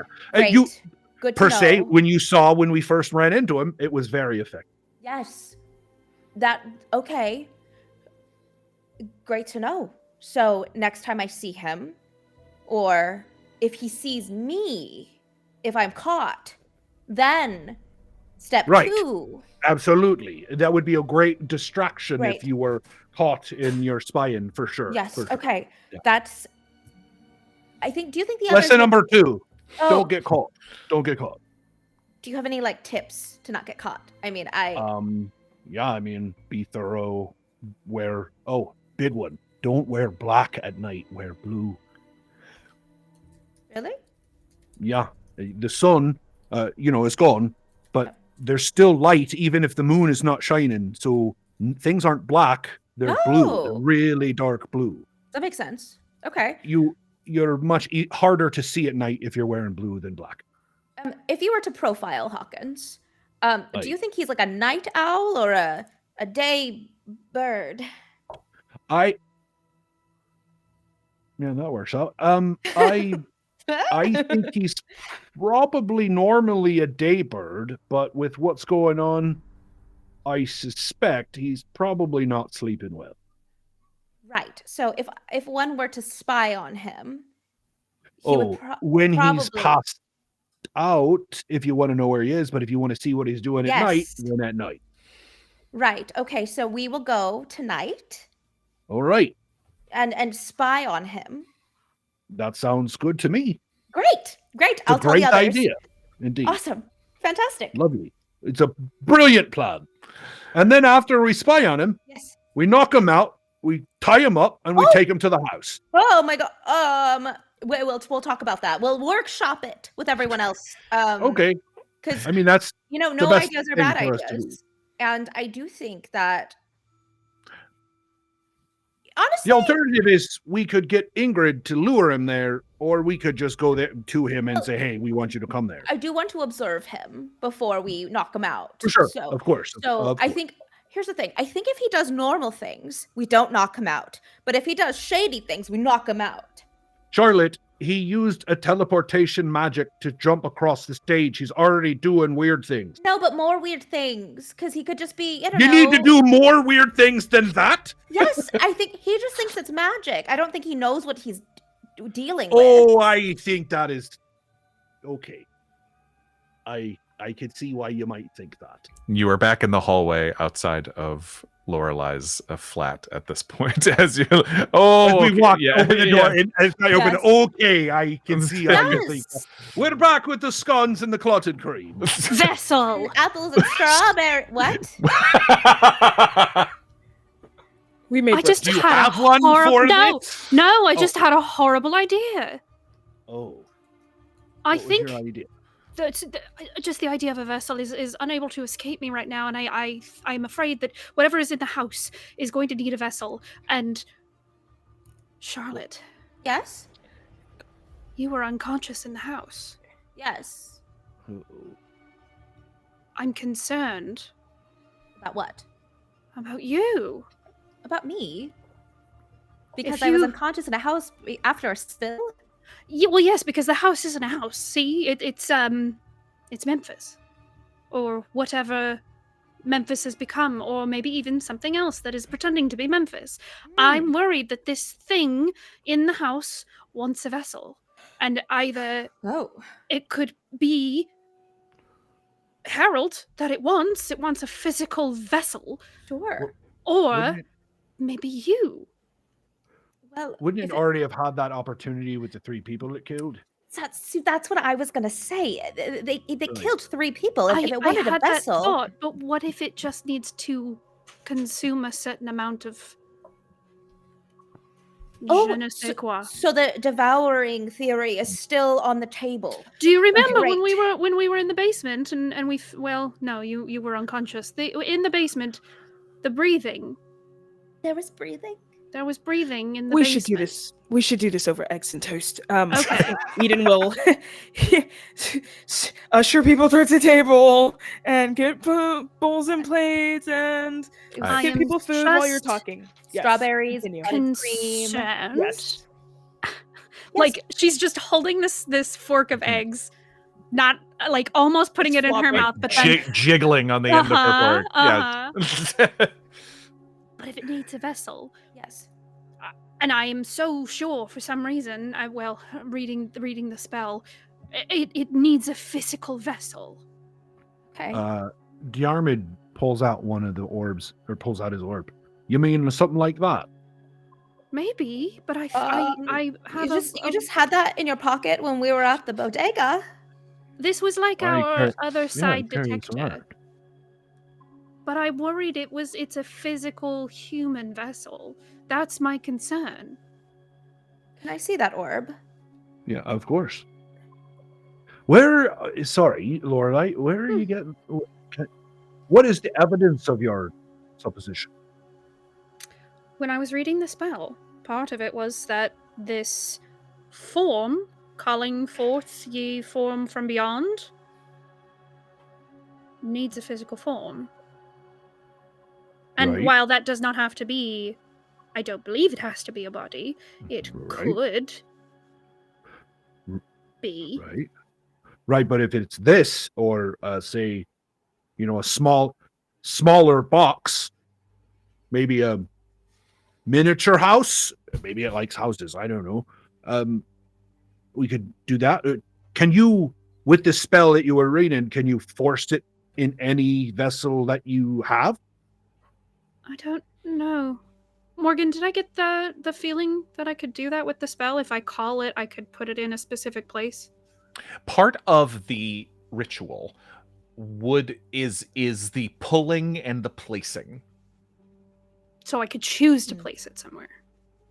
That's my understanding.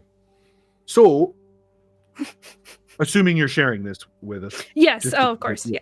Just to keep it, Yeah. quick. So, could you then just put it in, say, like, I don't know, a Fabergé egg and then break it? I was just thinking, because there's liquid in this thing. What is this thing? So it's, as you hold this for the first time, Charlotte, it is like a misty.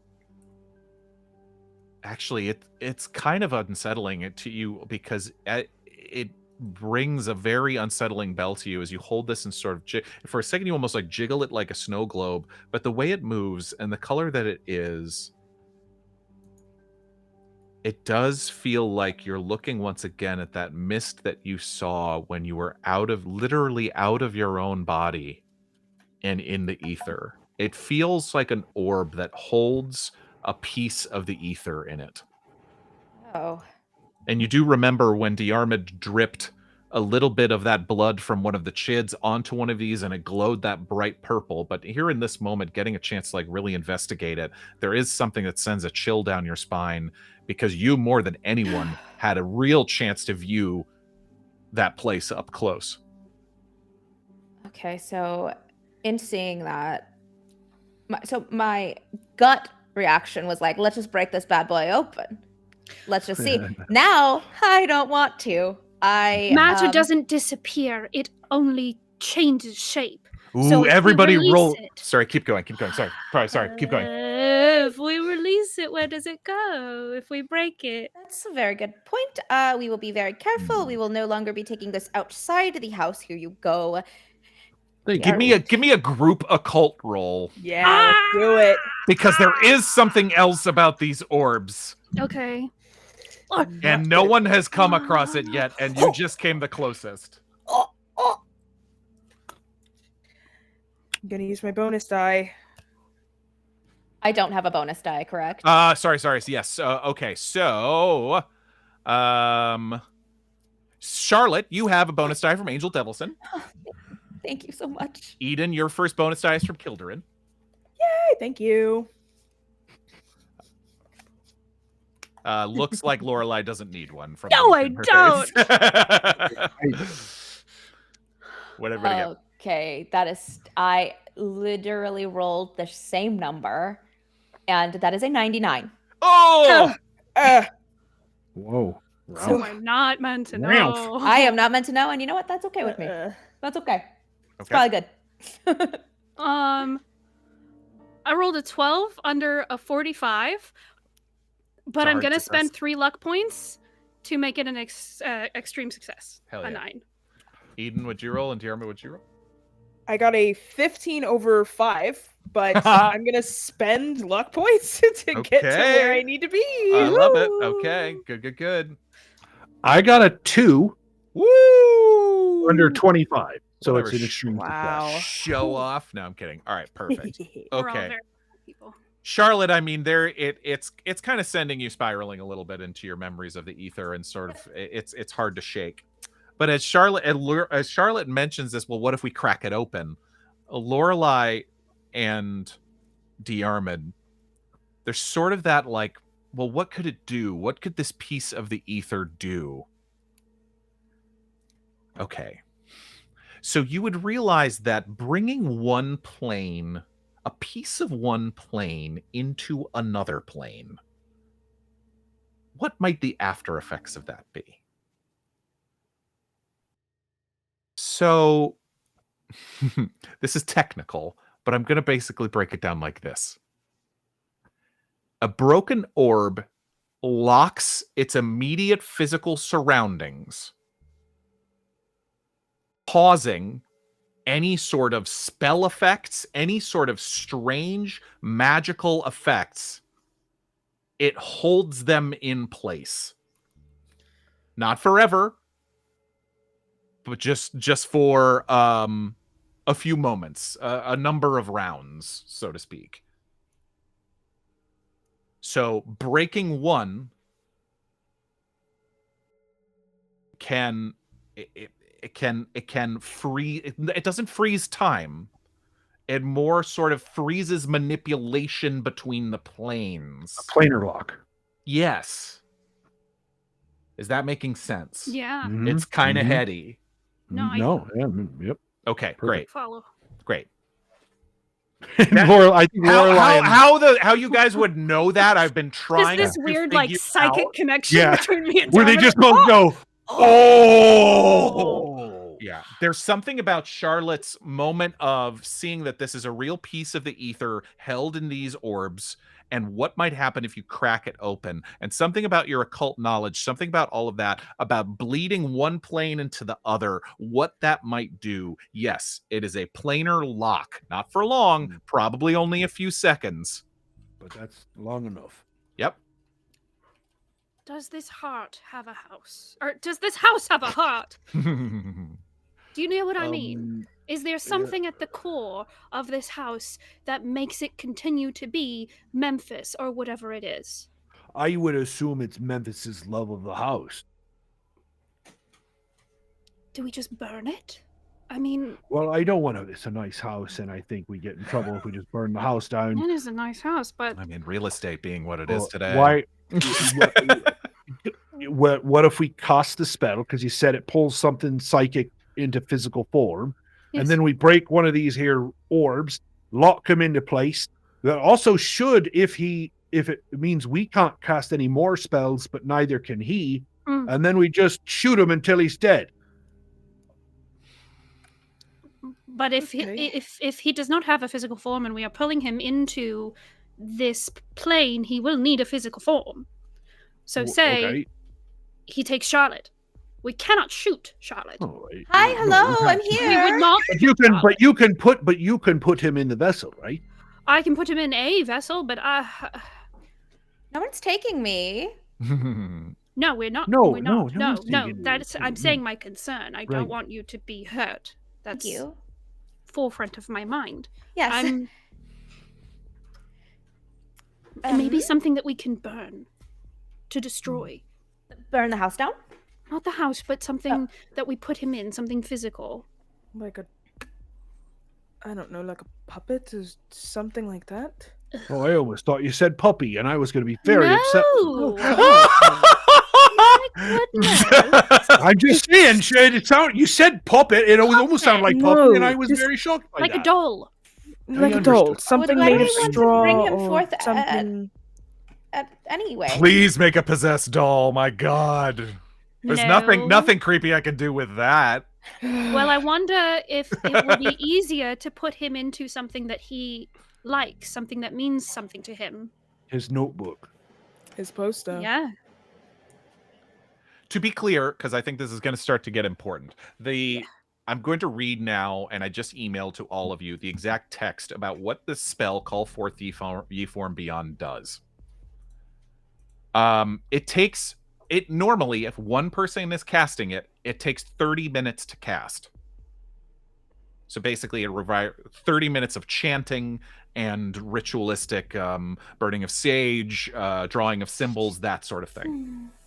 As I've already said before, it draws into the physical plane any presence which lingers unseen, meaning basically that it forces a psychic presence to take physical shape. Now, there must be a primary caster who leads the ritual. Although, this spell is interesting because you can be supported by others. To cast the spell requires 5 magic points. Each of you have had magic points this entire time. In fact, one of you asked me at some point, why do I have magic points? And I'm like, you'll see. Magic points are, they're kind of based on your power. They're kind of based on other things, where it is a form of like psychic energy that can be expended. But normally one person, yes, it takes 5 magic points and 30 minutes of chanting. Every additional magic point spent by the caster, so you can spend more points, or either by yourself or by an additional caster, reduces the casting time by 1 minute to a minimum of 1 minute. Now, that would be a lot of people. Mm-hmm. Right. Well, a lot of points spent. A lot of points and a lot of people. Upon the conclusion of this time, the caster must make a hard power roll to successfully cast the spell. Once identified within the Book of Aben, the spell can be learned within 1 day of study. But that is everything that it takes to cast the spell successfully. Huh. So, by what you're telling me the spell says, I don't think you need a vessel at all. I think you just can bring him into physical shape. Just call him forth. Just call him forth like a ghost, but bring him forth in light. Because what you said to me was there a presence to take physical shape. But it doesn't have a physical shape to begin with, is the thing. Right, so you're forcing it to take physical shape. So I think we need to provide it with a physical shape, because right now it does not have one. I don't know if you've heard of this. Have you heard of Rocco's basilisk theory? What? Okay, so it's a theory. Essentially, it's a thought experiment. Okay, It's the idea of if you bring something that wants to be created into being, because you know that if you don't, it'll hurt you. Do you do it? Or do you not do it, knowing that if it happens to become real, it will hurt you? So the idea is that if we know it's going to hurt us, we just do it anyway. That means that this thing that does not exist yet has pressured us into making it exist. And so it's sort of a spiraling theory if you think about it too long. So I don't recommend that. But I think that it's just worth noting that, we don't have to do it. we don't have to bring him forward because he wants it. I am worried that him killing these people is him slowly gaining power. And if we just leave it, what does that mean? So do we just put him into another thing and like bury it forever? Oh God, what a terrible way of. I mean, if we can't kill him, then what else? We gotta get him up. We could send him back. What if someone else finds it? What if we? I don't know. Back would be here, right? Like, I guess we could find have to body. destroy it at this point. I mean, because he's if we leave dead, right? We just sent him to the afterlife or something, right? By destroying him, yes, in a way. Well, here's the thing. You made a valid point, Lorelei. Do we know that it's Memphis? So we need to go through this in each step. If it's Memphis, let's assume it is Memphis. Then what do we do? Because he's a human being with a life. And although I think his murder of 3 people deserves him to move on to the next plane, perhaps that's not what we want to do. And what do we do? Find a doll, find a body, put his body? At this point, he put himself and his daughter in danger by leading into this magic so hard. Indeed. He is no longer who he was. So part of me wonders if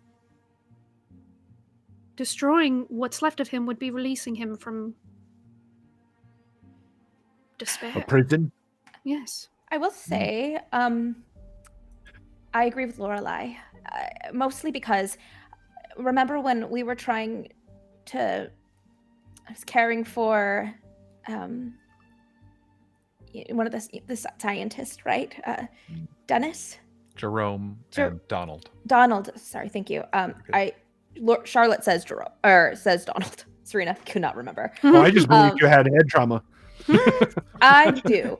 It was only 3 days ago. Strange. No, it was a little more than that because there was a week of time at some point. Yes. Yeah. So Donald, we brought him back, his body back, but his mind was somewhere else. And if his mind is somewhere else, I don't trust whatever that is. I believe that Memphis, if that is assuming the moniker of Memphis has died already. This isn't the him. original Memphis is gone. Even if that is Memphis, yes, who he was is gone. Yes. I agree with you. Once you lose your body, I think that's probably true, regardless of whether you're a mental being or not.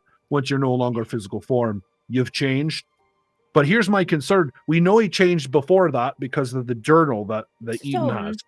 But so has Hawkins, according to Ingrid. So is he also somehow infested by this thing, and now he has a vessel, it's just his body? That's a very good point. Honestly, the thing that I first thought of was that I think that he started down the path of knowledge, but he is nowhere near as far down that path as Memphis was. I think Harold is still just Harold. He's a scared boy in a man's body, and he knows a little bit too much now.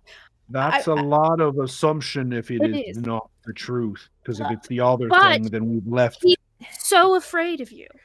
If he was truly that powerful, would he actually have been that afraid of you? Would he actually have given up his book if he was not afraid?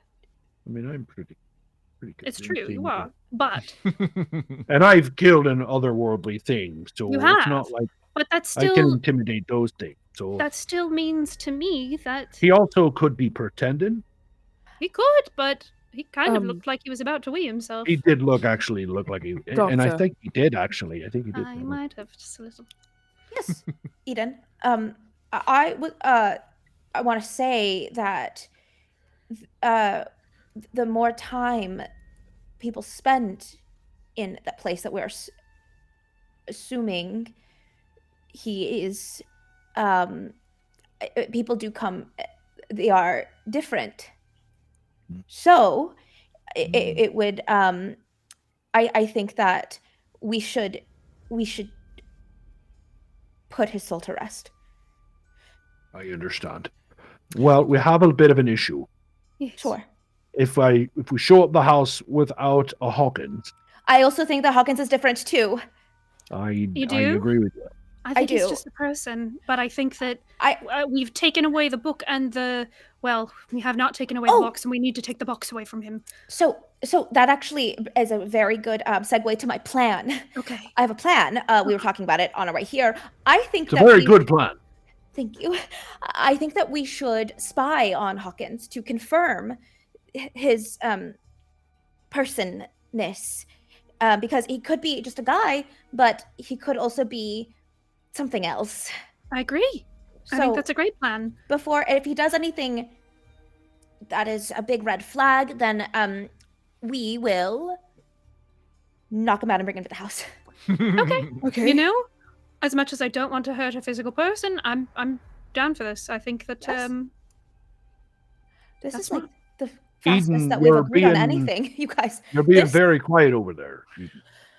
Well, I was eating, and also this is a lot, and Fair, I both think points.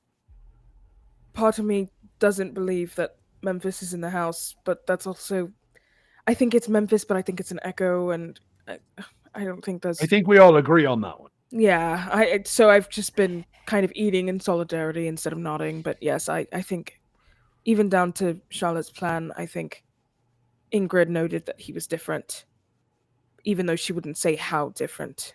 And I she's think that scared of deserves. him. Yes, that seems Right. worth exploring. So Right. I'm perfectly okay with that. My initial gut was to involve her to try to get Hawkins to come, but I don't. If she's afraid of him, I don't want to put her in danger. Yes. I'd rather keep her safe. Been through Moral enough. quandary. If we find out that he's wrong, shouldn't we tell her? Well, we will by ending his life. Yes, but wouldn't that be? I don't know. Then we're bad? also introducing her to this whole world that That's true. Do we have to tell her? I don't know. I don't think I it's. how else would we explain it to her? Sorry, we I have mean- to kill your betrothed well, right. So for no reason. But no, I don't want to lie to her, but I also Yes. don't know how much we want to involve her. But then at the same time, if she's in danger right now, shouldn't we, warn her of the danger that she could be in currently? Because if Hawkins isn't Hawkins, then he's someone else, and then someone else is with Ingrid right now. I think that Oh, go ahead. I was going to say we can't really formulate a plan until we know. Yes. So there's So- not much we can do until we spy on him. There's two ways to go about spying on him. Okay. Oh, We can yes, actually- yes, Good. Truly spy on him, yes. or one of us could show interest in learning magics. Oh, I've already signed up for that workshop. Correct. I don't got know a magic. book Oh, for you. So you'd For be you and spying Diarmuid. in plain sight. oh. Okay. Remember when I said don't get caught? Yes, this is good. That's how you do it. I will spy. No, you will go to I mean, a magic I workshop. will do I want to learn magic, so. And you also might need to flirt a bit. I don't think I don't know that we what you should- just said to me. No, I don't want to. He's married. First of all. But if he's interested, then that would be an indication and he's an easy way for you to manipulate him and get information. I will point out that the magic workshop was from the Ace Emporium guy, not from Hawkins. It was. It wasn't. With, Sorry, no. yeah, for a little confusion there. I was like, wait, no, that.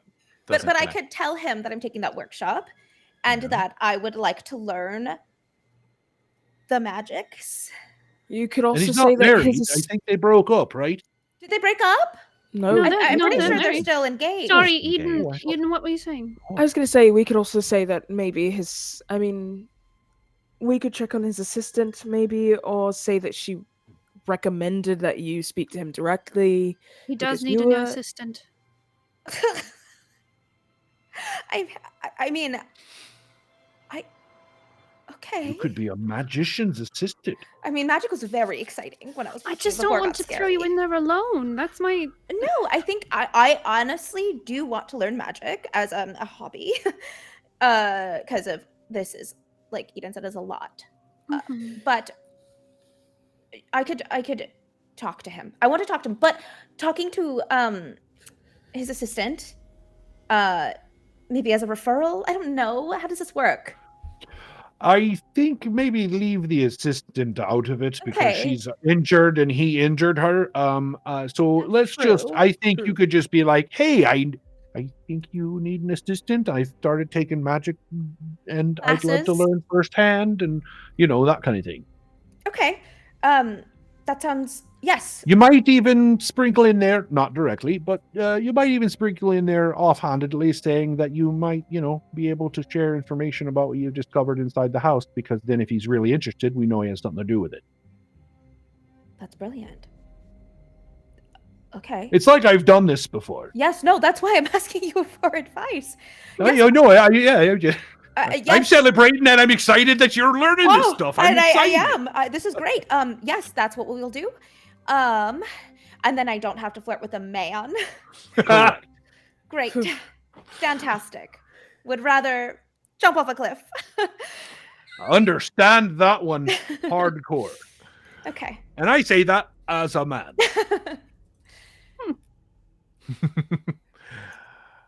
As this gathering together of plans, and boy, I'm not even sure what we've landed on yet, but I'm So many things. excited and terrified for the potential. So many things. The group of you gathered around this rather strange breakfast.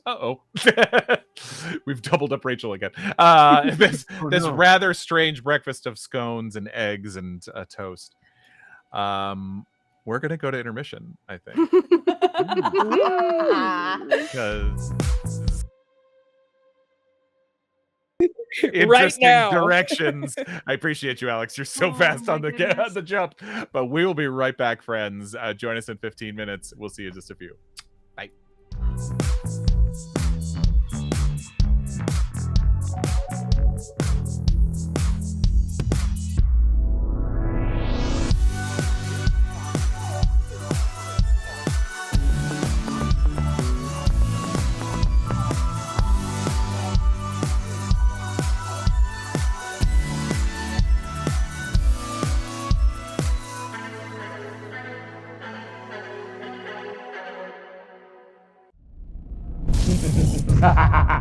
You fools! You'll never defeat me. Now face the wrath. Why is he so hot? What? I think it's just that epic miniature. It's really doing a lot for me, too. Yeah, maybe. But he's also kinda... Silence! As I was saying, face the wrath of my metal army, crafted here in my Eldritch Foundry. Dude, where'd you get all these minis? I'm subscribed to Eldritch Foundry's Eldritch Unlimited with unlimited STL downloads. Now, can we get back to... Eldritch Foundry's amazing! I never thought I'd have the perfect mini for my demon-born, half-elemental, catfolk, warlock, bard multiclass with a bunny wizard familiar, but here she is. Thank you so much for printing her. Yeah. Sure, Jen. No problem. Now face my wrath!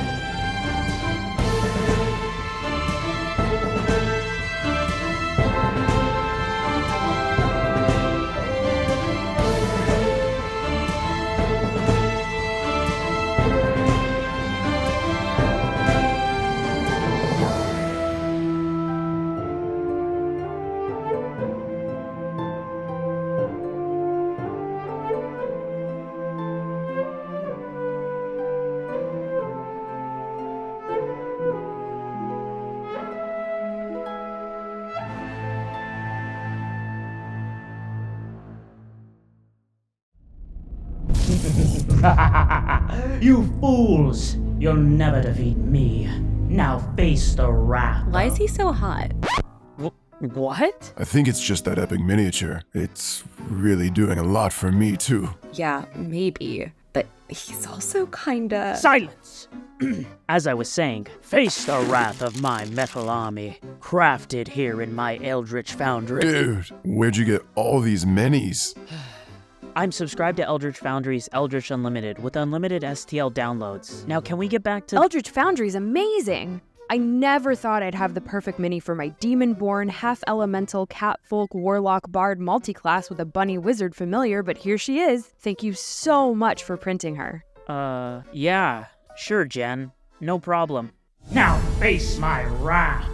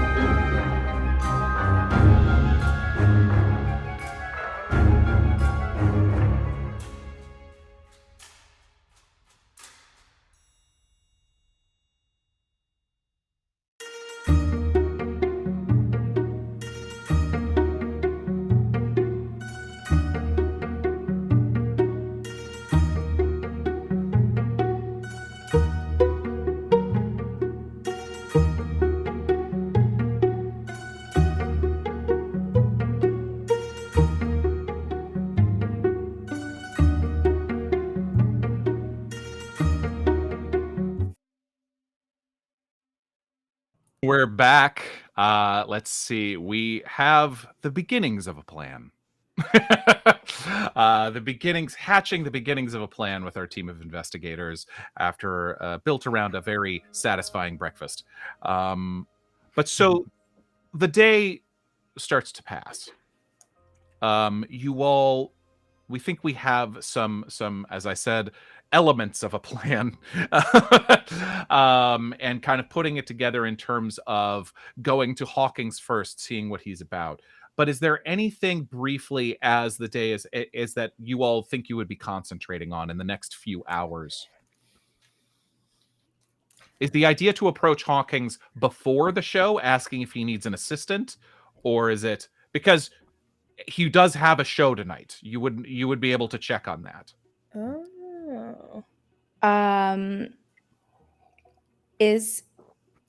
If we went to watch a show, would we learn that he doesn't have an assistant? You would. You don't know that off the top of your head. Okay. Interesting. Because I wonder if we approached him after the show, if he does have an assistant, we can say, "Wow, what a terrible assistant you have." It should be me. Or if he doesn't have an assistant, to say, "You really need a foil out there, champ." You're not likable on your own. Exactly like yes. So we can go watch the show. Unless we want to approach him before, and then I can be his assistant during the show. But that's a lot of pressure for a blossoming new magician who has only really read the magic book that I bought cover to cover already. Yes. Especially considering his last assistant was harmed because of him. Yes. Oh, I don't want that for me. No. I say we just go watch the show tonight. Great. See if he's using that box. I'm gonna go make him wee his pants a little bit more. I told him. I like this plan. Good plan. I don't want to hurt anyone, but I will. Make him wee his pants. Yes. I have a pistol. I can wave it around just like anyone else. That's why, not in a theater. That's why it's called a pistol. Ah. Oh, jeez. Horrible. Oh, Thank you. Not the worst pun that's ever been. It's not the worst. Yeah, it's not great. Always the review you want to hear. Not great though. It fit, I suppose.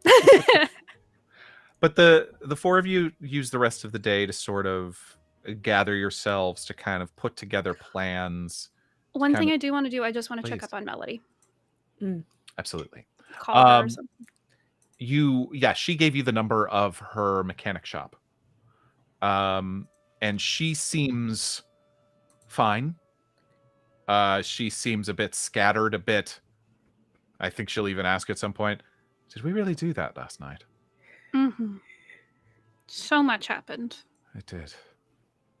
I just want to make sure you're doing okay. Right? There was a lot to deal with. It is. I'm glad you called. But, yeah, I'm okay. Okay. Thank you. And it's a short but a warm call. She seems relieved to speak to you. And this kind of, that sort of acknowledgement of not feeling alone, of that person who can verify and validate what you experienced. And, you all were feeling as crazy as she was. But yeah, the rest of the day continues. You have your time to gather anything you wish or buy anything you wish. And roughly about an hour before curtain, you return once again to the Empire Theater. How's everybody dressed for a show, I assume? Or how are we feeling? Okay, great. Not only am I dressed for a show. I was gonna ask. Keep going. I am dressed. It's 1920s. So I'm dressed as someone who, I'm glittery. Like I have like that like shimmery. Because I'm thinking about like closet cosplaying an assistant in a way that's not obviously an assistant. I love that. Yeah. Yeah. Love that. Mm-hmm. Yeah, just like assistant core. No, just magician's assistant core. Dress for the job you want. That's Yes, correct. Exactly. that is what Charlotte says as she's purchasing this outfit. I'm gonna make sure at least 2 of us bring orbs with us as well. I would like to not touch that orb ever. So we're talking like, Do not sorry, have just for to. my visual, are we talking flapper, like old 1920s flapper style? Yeah. Nice. All right. Flappery. Oh, all right. Little party girl. Cute. Roll an appearance roll. Let's see. Ooh. Yay! And it's so funny. This whole time, I have pointed appearance. Yeah. I just don't talk about it. I mean, no, everybody secret smoke show, Charlotte Yeah. Mantis. Well, it's because she's a doctor. I rolled 41 under 60. Okay, yeah, you look good. I mean, you don't look like you're going to have an audition as a mute, but you definitely look a little glitterier than normal, and a little shinier and a little glitzier than you usually do, for sure. Great. Great, and you all arrive at once again the familiar confines of the Empire Theater where you saw Harold's show, and once again you see the posters, the everything, the matinee. Harold Hawkins here to perform his astounding act. Everybody roll a spot hidden when you arrive and are standing in the lobby prior to the show. Ooh, I'm gonna use the advantage I had from Gateway Nice. Guy earlier. Great. Actually, 98. you have one from Schwy Guy before that. Oh, okay. Well, Yes. that's so Schweiger. much better than a 98. Wow. Wow, nice. Thank you, Schwy Guy. It's 28 under 60. Got it. Wow, very good. Yep. I Hard. rolled a 18 under 75. Woo! And I would like to use 3 luck points to make it a super success. Okay. yeah. Let's go. Extreme success. We got For so many eyeballs in this group. Oh yeah. I am lacking any eyeballs. Oh, eyeballs. 75 over 30. Considering the big bad might be literally made of eyeballs, I mean, I don't know if it's a good or bad thing to have too many eyeballs. Sorry. Had to say it. What about you, Necessary. Eden? 16 under 75. Dang. Okay, great.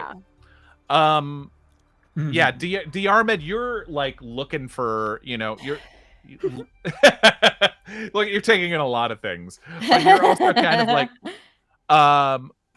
but Lorelei, Eden, and Charlotte, you all are able to see at one point sitting on the side of the lobby, looking comfortable, but just kind of sipping a tea, maybe reading a book.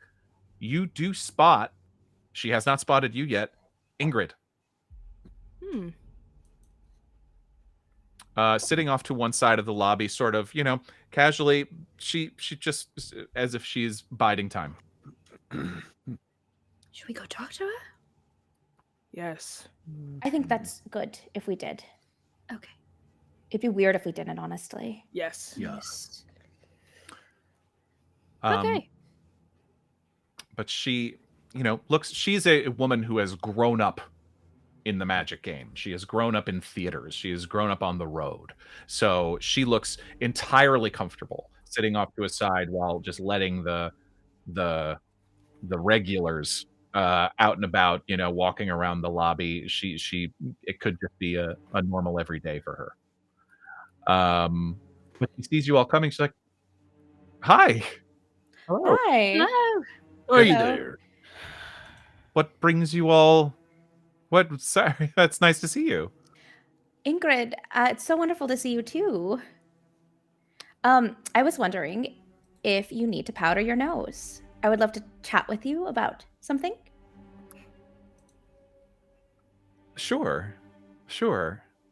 Yeah, I won't make you roll a persuade or anything like that. I mean, you were friendlies to her. And she said, "Yeah, sure, absolutely."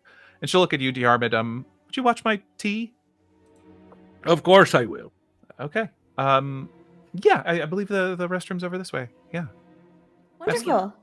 Okay. And she'll stand up, and she's definitely like making eye contact with each of you trying to kind of figure out if she should be scared. Not of you, Yeah. Yes. but just Yeah, I think the vibe that Charlotte is really trying to give out is like, I would love to give you an update, but I can't do it here. girl. We Girl, need hey. Girl talk. Hey, girl talk. We need to powder our noses. Got it. Is it just the two of you, or Lorelei and Eden? Do you follow? I figure it might be better to just let the two of them go, so it's not like a Sure. kidnapping like her. an intervention or Yeah, something. yeah, so it doesn't seem like a Yeah, big thing. she's just happening. surrounded by a bunch of femmes in the background. Not the worst thing. And you beat her up and you mug her. Yeah, Oh. exactly. Give me that powder on your nose. We hurt her. We Oh bite my her. goodness. Oh my goodness. This No. became another show. But you you close the door. The door closes, and she'll check if anyone else is in the bathroom, and once there'll be sort of like, she'll actually lock the door, and once she's sure it's just the two of you in the bathroom, she's like, what happened at the house? Is everything all right? So, a lot has happened, and I don't know if I can give you all of the details because there's a lot. But how are you? Are you safe? Are you okay? That's my first question. Thank you. Where? And she'll look towards the through the walls towards the stage. Yeah. You get that sense because you see very clearly she says we. We're working through it. He's not using the boxes tonight. Good. Or That's a very good sign. Tonight, did he use it? No, Okay. didn't. Ever since our conversation, he has Great. not. Okay. I don't know. It's okay. It's soon. But we're okay. He's making do. Has he been? So I'm gonna tell you a hypothesis, and then I'm gonna ask for information. I'm telling you the hypothesis first Okay. because I want you to understand why I'm asking questions. Does that make sense? Yes, I think. Okay. So, based on what we found at the house, and this is gonna sound crazy, All right. but provided who your dad was, maybe this. Sorry, on track. I'm worried that that's not quite your husband. Based on what we found in the house. So remember when you said that your father was acting very strange? Yeah. For almost 2 years, he was. Yeah. Yes. So with the things we found in the house, there is a chance that magic might be real. I know that how it sounds, and I know that I know it is a wild thing I said, but please follow this thread with me. Okay, keep going. Okay. And if it's not your husband, that means that you might be in danger. So I'd like to observe your husband closely.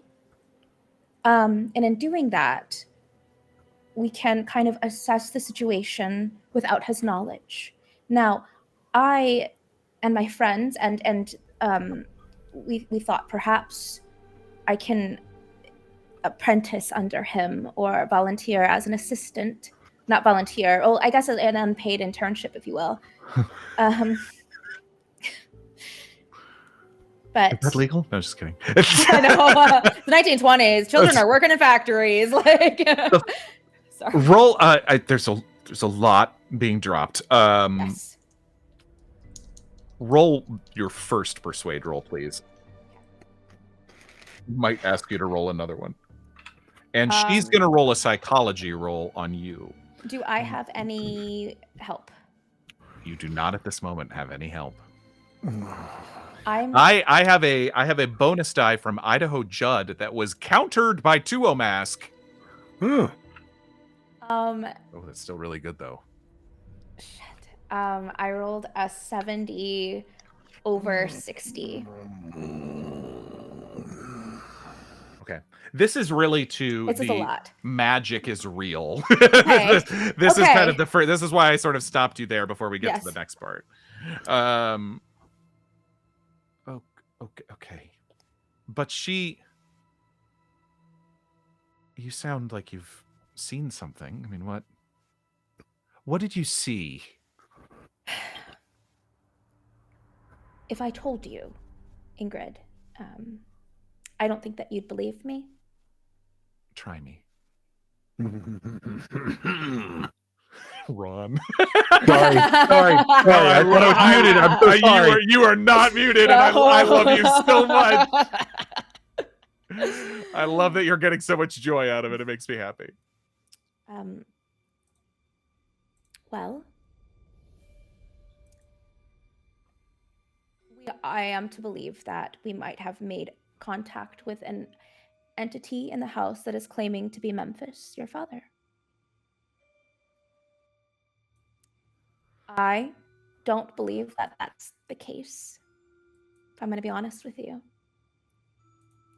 But I am, like you, try to be the most logical I can with the information that I'm seeing and given. And if that's not true, something else is true. Okay. Something else is weird. What does this have to do with Harold's behavior? Well,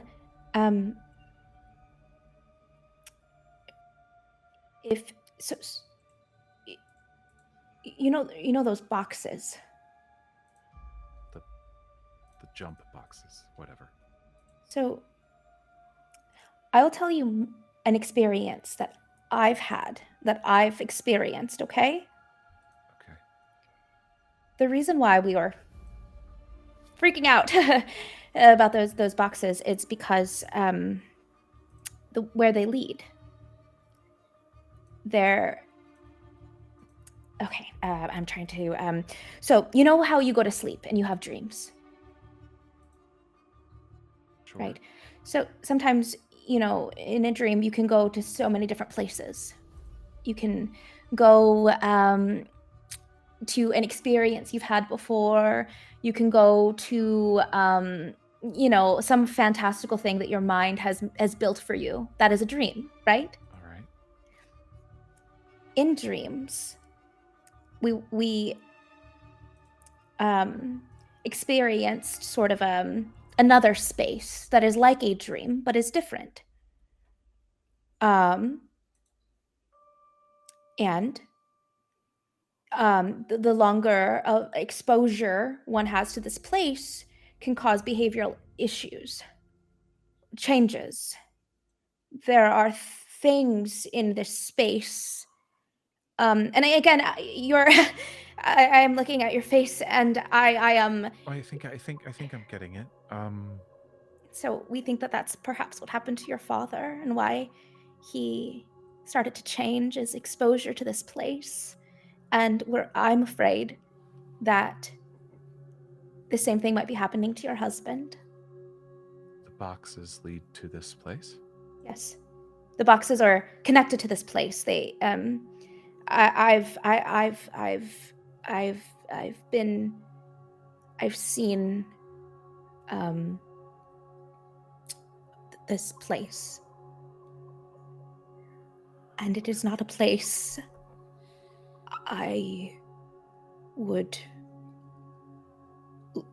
it's not good. Okay. And it does change you.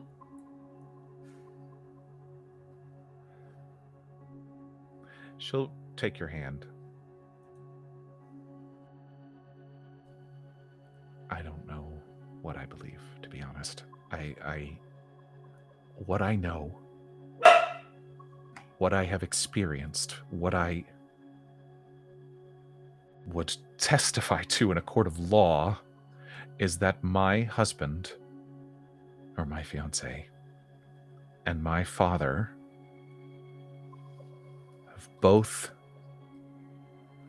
whatever this is, whatever they do, it has changed them. Both. Into men that I don't know if I love anymore.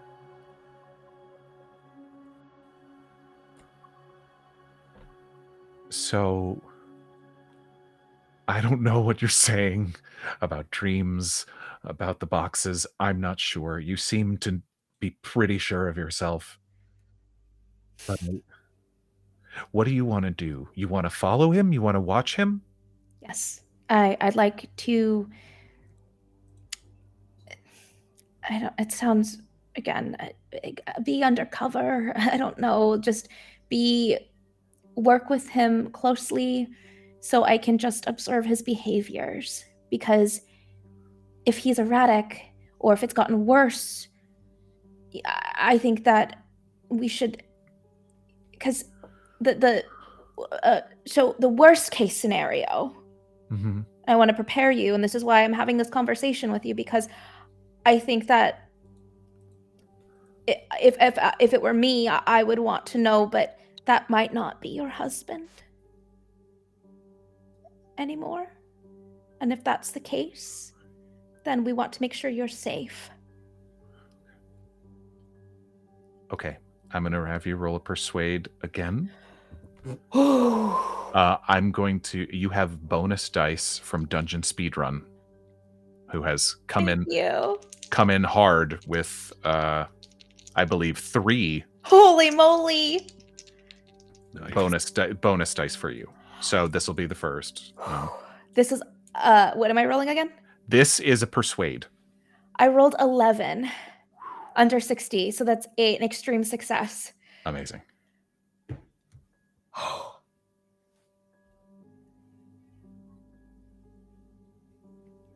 The night my father disappeared,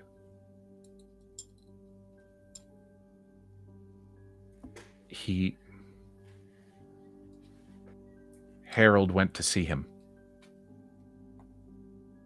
Oh. And he was gone. It wasn't for long. It was only for a couple of hours. But, and as far as I can tell, no one else has seen my father since that night. Okay. So, yes, talk to him, watch him. But, and she takes your hand again. Mm-hmm. Be careful. I will. And you too. Please. You are sharing a house, a home, a bed with this person who I just need to know that you're safe. So if I think you have this phone number, but if you don't, here is where we're staying. Thank you. And call us. Okay? Okay. Are you going to see him tonight? Yes. Oh, yes.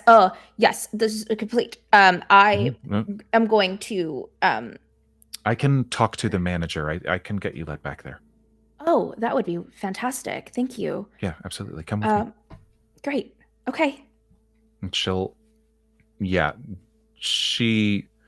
can tell she feels a bit unburdened by this conversation. It certainly started in a way where she didn't quite understand what was going on. And maybe she still doesn't. But again, that validation, that feeling of your husband may not be your fiance may not be your fiance. There's something about that rang frighteningly true to her. You could tell. Okay. So she unlocks the bathroom door, and the rest of you see them walk out.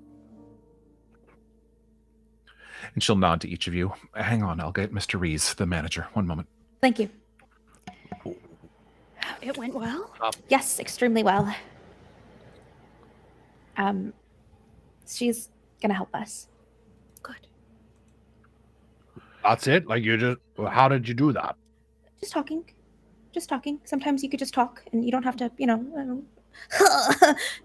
just talk. Well, sure, but what did you talk about? Is she doing okay? Yes, I just told her the truth. Not, I mean, Can we elaborate a little? I'm sorry. We are out. We will. Oh, yeah. Do you want to powder your nose outside?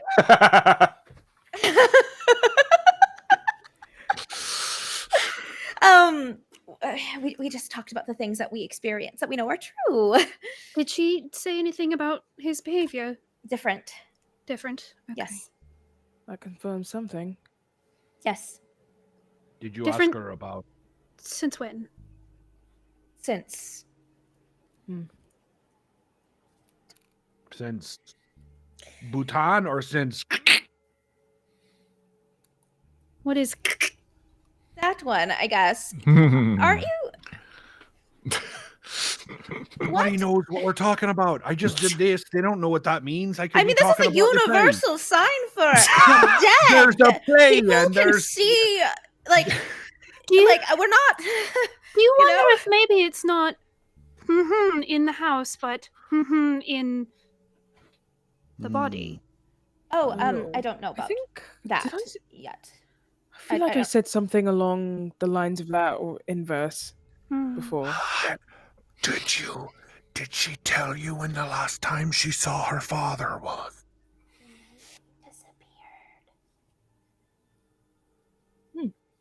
Did she see him alone? Was he there? Was her fiance, husband there?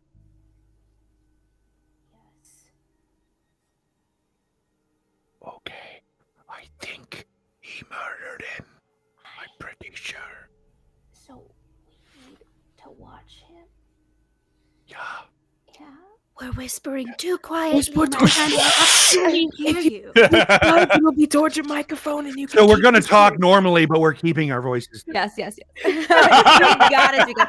Poor Alex. I heard you, Ron, perfectly. I heard Ron, I couldn't hear Because you were you. away okay. from you. You were putting Yeah, your you hand were between leaning, your like, microphone. over. Yeah, I was leaning away from it. Yep. Where I was leaning towards it, but Yep. looking like I wasn't. So realistic.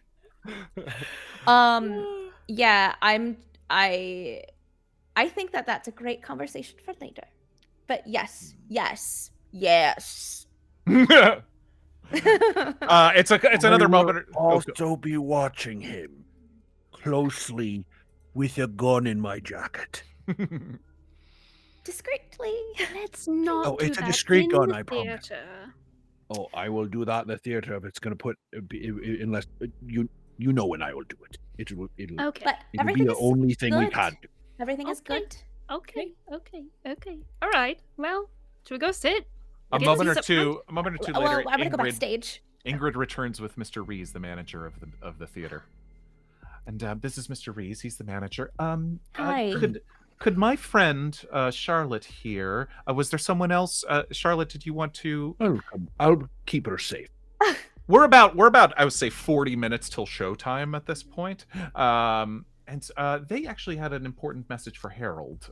If there was, Could we all go back together? Would that be okay?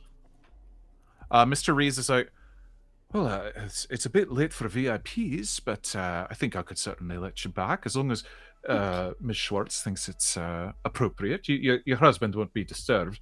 No, he'll be fine. Yes, yeah, that should be fine. I say kind of like another whisper, but trying to be. I wonder how Hawkins would feel about seeing you again, Diarmuid. I wonder. I was thinking the same thing. How you would go for trying to be his friend for me, who wasn't in the conversation with him previously. Right. I understand. Do you? We can go watch the show. Maybe. I was actually thinking. I mean, he didn't see much of Charlotte and didn't see much of Eden that night. Oh. I'll stick with Ingrid. I'll keep Ingrid safe. Okay. That sounds very good. All right. Well, Girls trip. So Mr. Rees, the manager, will lead. Ingrid will come with. She's like, I'll come out and see you, Mr. O'Raleigh, in a moment. Sure. So it's Eden, Charlotte's, Lorelei. Are you coming backstage as well, or are you staying? Yeah, but I'm not going to go into the dressing room. Cool. I'm just going to be at the door listening. Hang back. Copy. Yeah. Okay, cool. Because he knows that I have the book. He does. Yeah, you were intensely involved in that discussion for sure. Yeah. But Mr. Rees lets you in. The house is not yet open, probably won't be for another 10 or 15 minutes. But you're once again find yourself in this beautiful theater house. You see the stage, the curtain is pulled. But Ingrid shows you back easily enough, and very casually. Rees won't follow you to a certain point. As the three of you cross to the side door, and you're standing on the wing of the stage, which is the one wing where Hawking's dressing room is just there. It's probably about 10-15 feet away. Roll spot hidden, everybody. You know what did I do? Oh, God. Oh, I'm gonna roll a bonusy guy. Okay, do it. I read that upside down. Okay. I'm going to roll one of my bonuses. Got it. I'm not going to pick that one. Regular success. Nice. Charlotte, you have one from Dungeon Speedrun as you used it, yes? Thank you. And Lorelei, did you say you used yours? I used one because I didn't use the one that Nice. Gateway Guy got me From into. Gateway Guy, that's correct. Great. Awesome. I got a 69 under 75. Hey, solid. Sorry, I'm a little boy today. We all are. I got a 33 under 60, but I'm going Nice. to spend the 3 points to make it a hard success. Okay, cool. All three of you notice the lack of the jump boxes. They're They just are- not here at all. They're not there. But with the hard success, Lorelei, you do notice a new thing that you hadn't seen before. A new item. It's a tall iron cabinet. And you being an antiquarian, a historian, things of that nature, it looks kind of like an Iron Maiden. Oh my god. It is tucked off to one corner. Can I kind of slip away and take a look at it? Sure. I'm very good at stealth, by the way. Just putting it out there. Just in case. Very, very unassuming. I mean, Ingrid is focused on, and Mr. Rees, the manager, has stopped guiding you. So Ingrid will walk up with Eden and Charlotte and knock on the dressing room door. Dear, you have some visitors. I was like, it's a bit late, darling. Yes, but they're friends of yours, friends of ours that I think could. It's important, dear. Could you open the door? And the door comes open, and Harold Hawkins is standing there, looking dressed for the show. He's already looked like his lapels aren't fully, done, and all this stuff. He's still putting on cufflinks and all this, but he is. Hi. Hi. I know you, the doctor. Doctor, yes, I was at past show. Nice to see you. Thanks for coming back. Yeah, of course. I actually find myself really drawn to the things that you do. In talking to your former assistant and seeing the show, and also, can I step into your dressing room? Oh, this is my friend Eden. Hello. So nice to meet you. And he'll shake your hand. And Ingrid's like, yes, Charlotte actually has. Well, she's told me about her love of stage magic. Yes. And knows you perhaps have an opening. All right. And perhaps, as a replacement for Louise, since you were going without an assistant for tonight, I know you'd planned. So, it's not a lot of time, dear. Well, I'm a quick study. I've been out of character. What is the magic person's name for the bookstore the magic store? That guy's name. Reuben Levy. Reuben. Beautiful. Ruben. Thank Woo. you. Yes. Yeah. I'm a quick study. In fact, I've been studying with Ruben Levy. I don't know if you know of him, but Yes, I do. and also I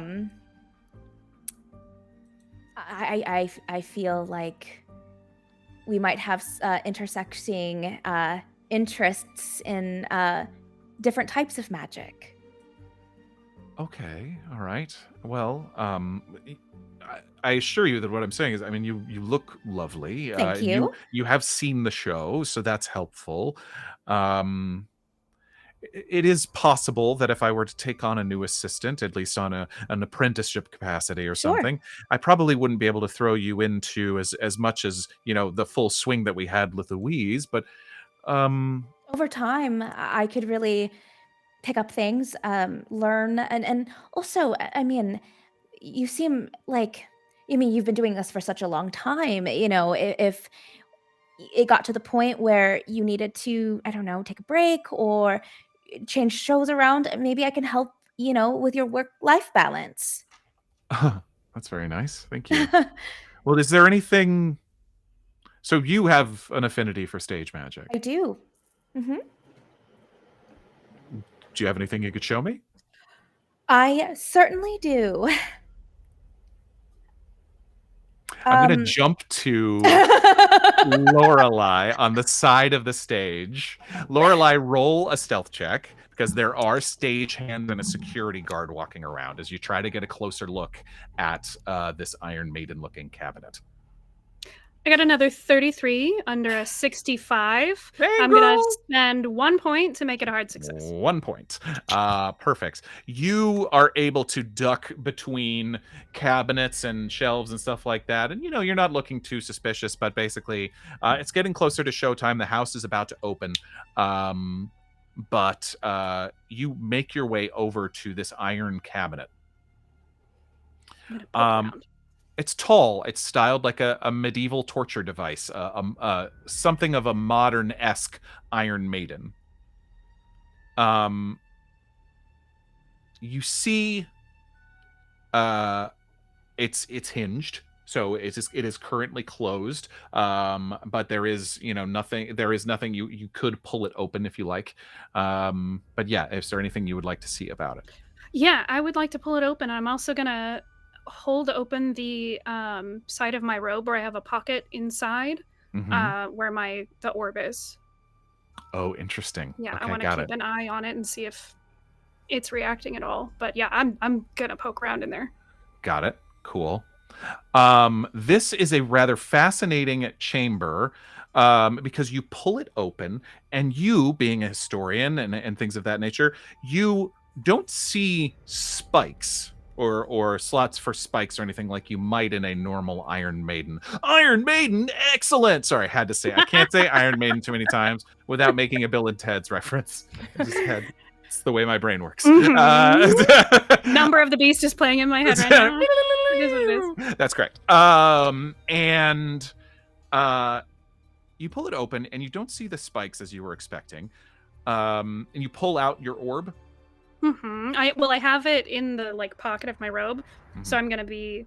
I don't take it out because I don't want anyone else to see it, but I am looking at it and getting up close. The orb is dark. The orb is not glowing. But as you open it, you see not exactly what you were expecting, but instead you see a person-shaped water tank shaped inside this Iron Maiden. You can tell very quickly that it is an escape device, a dangerous escape. You could put together that, well, if a magician has to pull things out of his act, he has to add things to it. But yes. I want to look over it, see if there's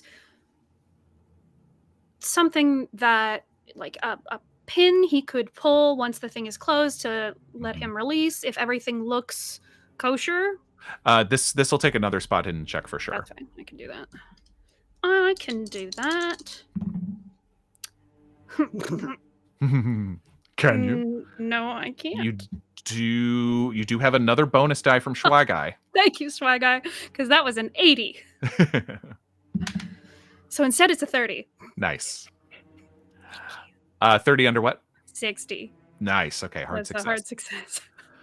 With a hard success, it takes you a minute, and you can feel yourself like, all right, well, you're having to hurry a little bit because there's starting to be more people milling around, and so you're feeling a little more exposed the longer you stay here doing this. But with a hard success, you're able to tell that that there is you see on the back around waist level. You see, and you see what looks to be like a hidden catch. And knowing what you know, you could see that if someone was shackled or hands were tied in some way, that might assist your escape.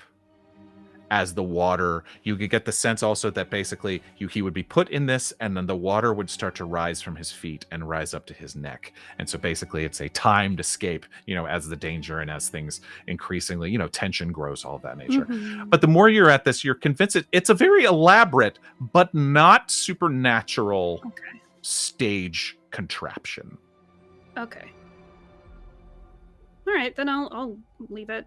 There is a moment where she sits there and she contemplates sabotaging it, but she doesn't.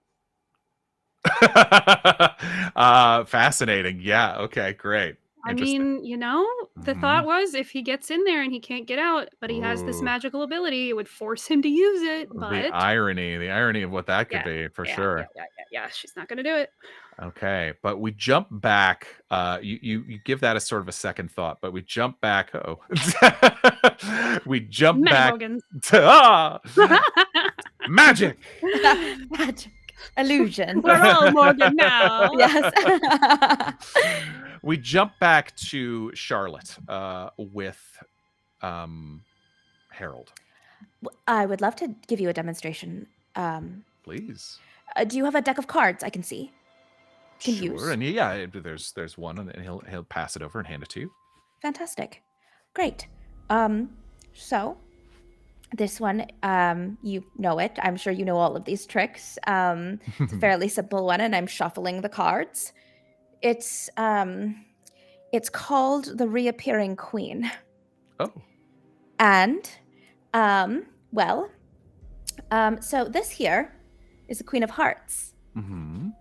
And she just had her heart broken, unfortunately. She has to travel, and I start cutting it into the deck. She has to travel a long way to find a knight. Well, a jack, if I'm being honest. He's not super knightly, but he is a quick romance. Shuffle it in. But unfortunately, a lot of people wanted the throne. A lot of people wanted to marry this queen. One of the people that stood in her way was the King of Swords, king from a neighboring kingdom. If a king can marry this queen, their union would be for the ages. Shuffling cards, obviously vamping. And so I'd love you to tell me how you think the story ends. Do you think, I open the cards. Do you think the queen and Queen of Hearts, poof, and then on the bottom, marries the jack, bottom of the deck, or does the taps 1, 2, 3, flips the top card over, or does the King of Swords, the King of Clubs, because that's what this is, does he flips this over the jack? Fascinating. Okay, Charlotte, roll me a stage magic roll. You have a bonus die if you need it. Okay. I'll say. I will take this bonus die.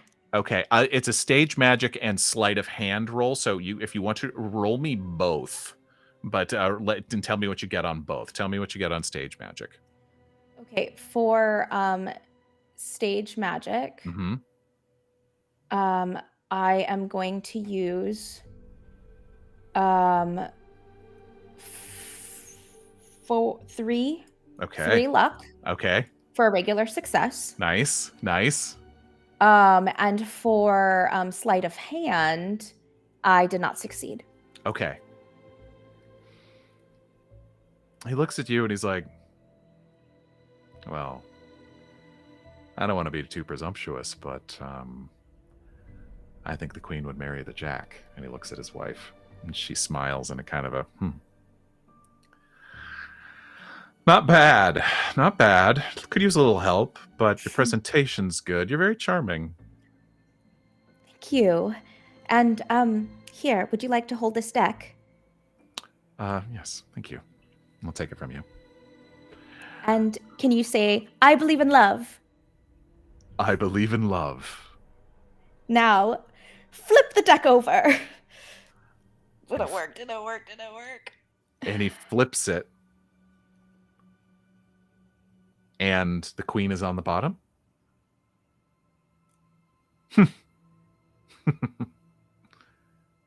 Very cute. Very charming. I'll tell you what. I do have a new trick tonight. I've been planning to do the act solo. I do have a new trick tonight where the help of someone with a certain amount of charisma, a certain level of panache, might be helpful. And it also might help things move a little faster. So if you wouldn't mind staying backstage and coming when I call you, and maybe at future shows you can be of a bigger help as you sort of learn the ropes, so to speak. How's that sound? And he looks at Ingrid, and Ingrid's like, I think that sounds lovely. Right, Charlotte? How does that sound? That sounds fantastic. That sounds great. Great.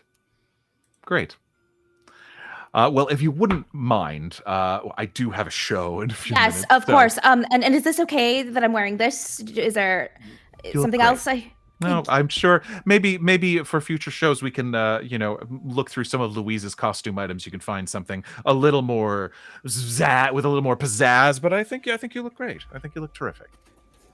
Great. Well, I'm excited. As am I.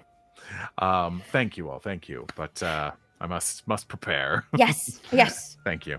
And Ingrid will lead you out, and she's like, "Okay." And Eden, it's the three of you stand there outside, and Lorelei, I assume you rejoin. You see them exit the stage. Ingrid's like, "All right, I should probably get back to the front of the house, but how is that?" I think good. Have you seen the trick that he's talking about? Is it the Iron Maiden? What? I think so. What? It's What? over there. What? It's a someone goes in and it begins to fill with water. There's a catch on the back. At waist level. It's an escape trick. It's fine. I've seen him do it a dozen times. He'll be fine. He probably just needs you to help lock the padlock or something like Perfect. that. It's Okay. fine. So I'm not going in there. Great. Good to know. I can do that. I don't have to go in anywhere dark. That's good for me. Dark and filled with water. Don't get in there. Okay. I won't. Okay. Well, the show's about to begin. So okay. And she'll leave. So Charlotte, you're good to stay back here. Yes. Lorelei, Edith, would you like to come back out to the front, or? Sure. Quick question Yes. for Dr. Charlotte. Yes. How long can someone feasibly hold their breath? Just an that's average person. Well, it really depends on lung capacity and a lot of things. Like asthma can really, Just a generic person. well, there's The not really a most such average thing man. about a generic person. Just There's like give me only. a ballpark. I would say if I were to make an estimate, like an egregious, like over. Like at what point would we think there might be something wrong with Oh, the like magic? 2 minutes. Okay, 2 to 3, Maybe 3 less. minutes. 3 No, maybe minutes. less. A little less. Yeah. A little less. Yes. All right. So less than 2 minutes. If the trick does not go off, we'll know something is wrong. So Yes, less than 2 minutes. we're I not would say- assuming something is wrong, but just in case. Right. I would say that instead of standing, I guess going back out to the stands, if I could stay back here, it just off in the wings or something that way. I'm sure if you stay out of the way, just so Charlotte isn't alone, that seems like a fine idea. Yes. I fibbed just to make sure we all know. The average person can hold their breath for about 30 to 90 seconds. Oh, cool. So if it is more than 2 minutes, there is a big for problem. sure a problem. I'm Great. gonna quickly show Eden where the latch is on the back, Mm-hmm. so that she knows exactly where it is, and then I'm gonna go find Diarmuid and sit in the audience. Okay. You split as the house is opening. Diarmuid, Ingrid comes back out to the lobby and finds you all. And Lorelei and Diarmuid, Lorelei and Ingrid come back from backstage, meet Diarmuid in the lobby, and the three of you take your seats.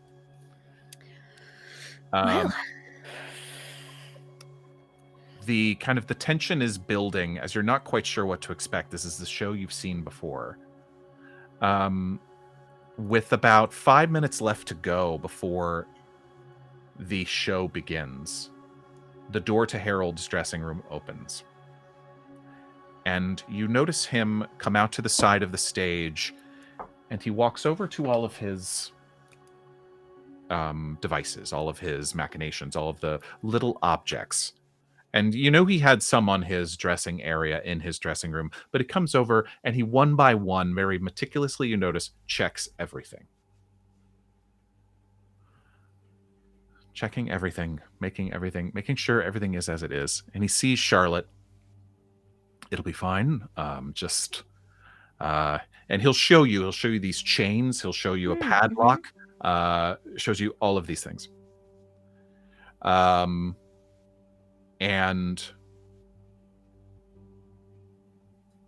he's like, just when I call for you, just bring out the chains. We'll do a quick wrap them around me, and then you'll lock it, and it'll be fine. Nothing to worry about. Okay, that sounds great. Just Easy. make sure the padlock is in the back. In the back. In Right, the I can do back. that. Okay, definitely not. Well, it'll No, be no, fine. no. I will. It will be in the back. It'll be where it needs to be. Terrific. All right, and he'll show you that. Yeah. And the show begins. And you all, for a moment, there's a brief feel of anticlimacticness because it's a show you've seen before, for the most part.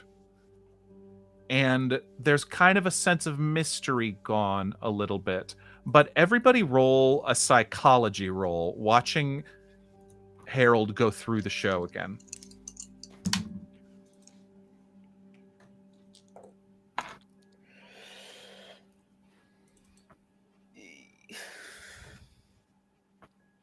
Regular success. 65 over. 99 over 10. Yikes. Oh, yeah, neither of us are. Okay. Regular. Regular success. Like I roll my psychology is 50. I rolled a 50. Got it. That's still counts, right? Yeah, that counts. Okay. Meter beat. You're good. Meter beat. Okay, good. Yeah. Psychology. Yeah, no. I got a 28 over 10. Oh, okay, got it. Charlotte, you're closer than you ever have been, just being off in the wings, and something about seeing him from the profile, seeing him sort of perform this. You do catch, not in the same spot, you do remember those moments of disassociation that he seemed to have. I will say he does seem a little less sweaty than he Thank seemed. God. He was so sweaty before. It was concerning. It was one of my biggest memory of him. Right. First word to describe, sweaty. Sweaty. But you also get the sense of a man kind of going through the motions a little bit. At least for the moment, it seems like his heart is sort of out of it. And you all can feel it in the audience too. You can sort of feel this. There is a bit of an air of mystery gone a little bit in this moment. But as the show continues on and he does the tricks that you remember, all of the ones leading up to, but not including, obviously, the gate boxes, he slowly...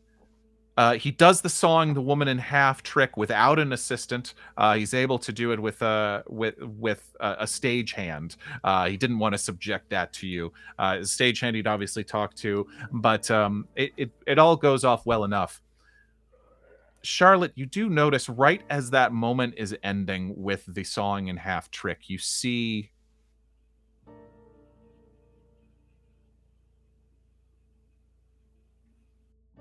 a pause.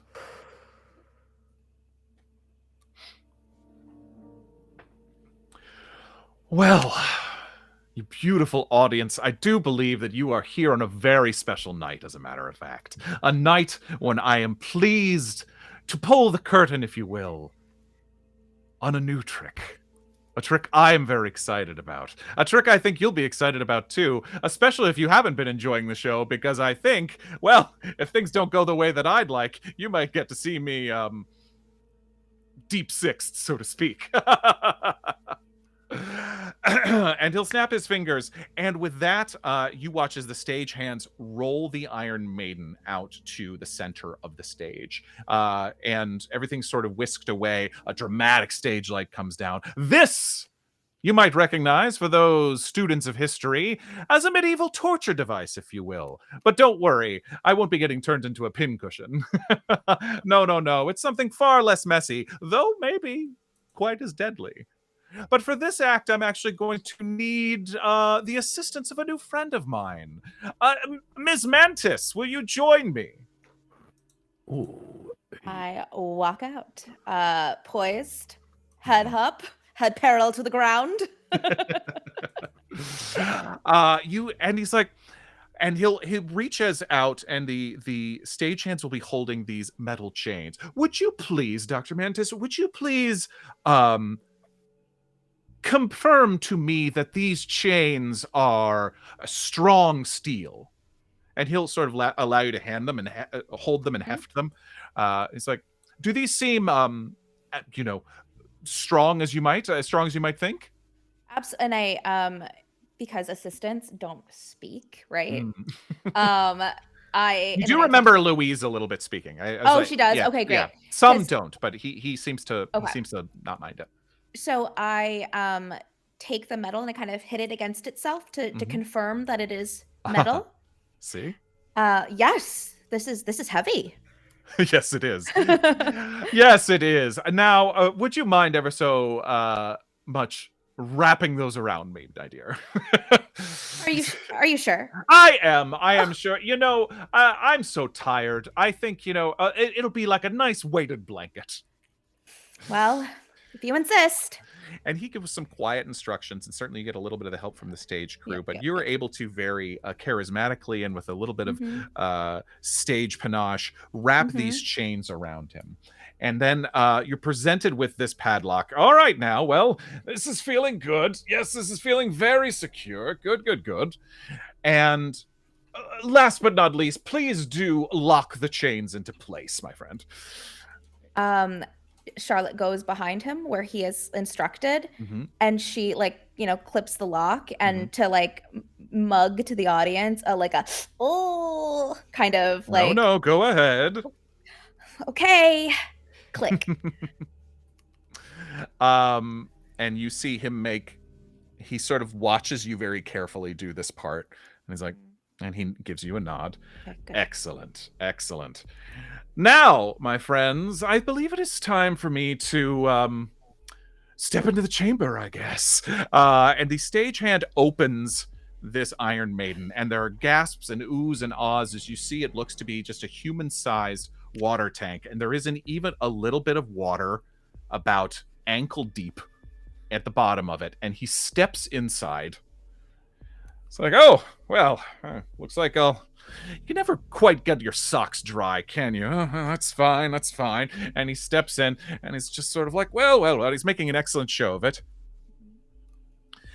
Now, you see, I get the chance to relax for a little bit. And then as he says that, all of the lights go dark once again, and there's just one spotlight deeply on him as water starts to pour into from the sides of this glass chamber and starts to fill up and quickly. And it's like, it looks like I won't have too long to relax.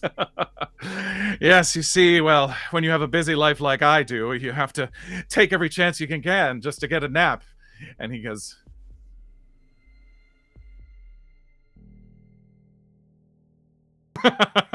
anyway, and you see him, but, well, you know, one does try to take their opportunities to relax while they can, and oh boy, yeah, that is real water, folks. That is very wet, very, very cold. Can you turn it on the warmer side, please? And he's joking, but you can tell, Lorelei, you're quite close to him, and with your psychology, you can tell he's playing it up. He is a very good showman, but he's just kind of playing at the discomfort of it at this point. You can't tell if anything's besides just the moments of pauses. It does all seem to be going, you can tell, up to the everything seems to be going according to plan. As far as you can tell. Yes, well, you know,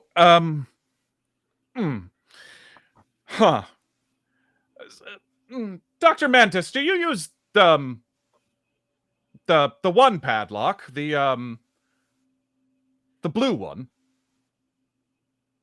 Yes. And you're like, that padlock was steel gray. I used the metal one.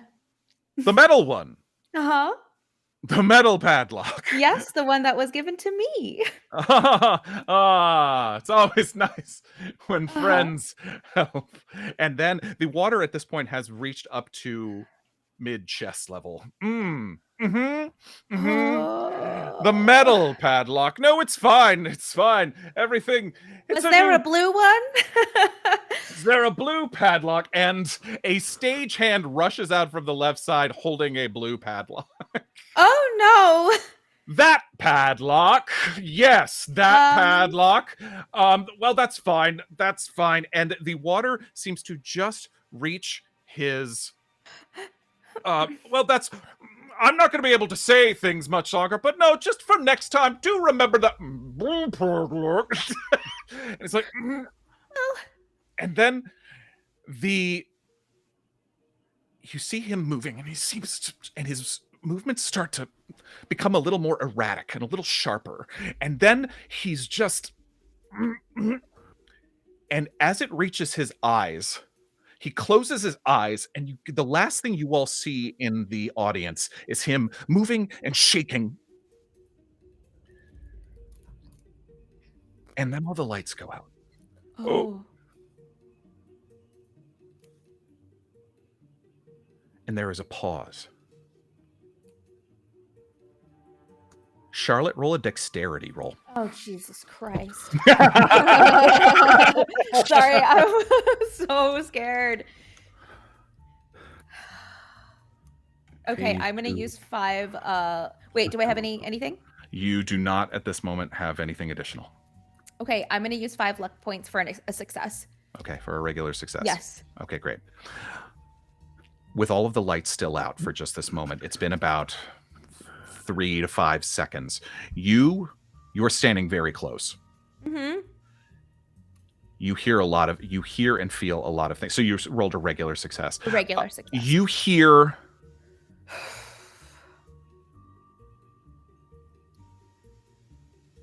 the glass chamber open. You hear water, and you feel water rush out over your feet. Okay. And with a successful dexterity roll, you feel a figure run by you. Okay. But it doesn't knock you over. Okay.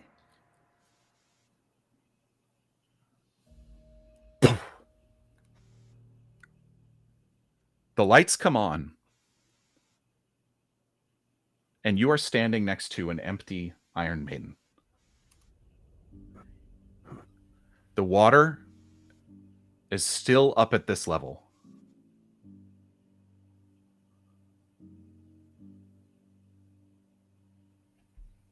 And there is a long, awkward pause. In that pause, I'm vamping because I am on stage. And I say, well, I guess he didn't need the blue padlock after all. Well, Ingrid, next to you, Diarmuid. Something's wrong. Oh. Oh. The lights were supposed to go off. He was supposed to come on. He was supposed to be standing there without the chains on. Something's wrong. You're right. Yeah, as soon as she says that, I'm getting up and I'm sneaking off to where we can get to the backstage. Yeah, and I'll lean down to Ingrid. Do you have a place you can go that's safe from him? Eden, roll a spot hidden. Yeah, for sure. That's right. You're on the side of the stage. Yes, I am. Okay, that's going to be a 71 under 75. 71 under 75.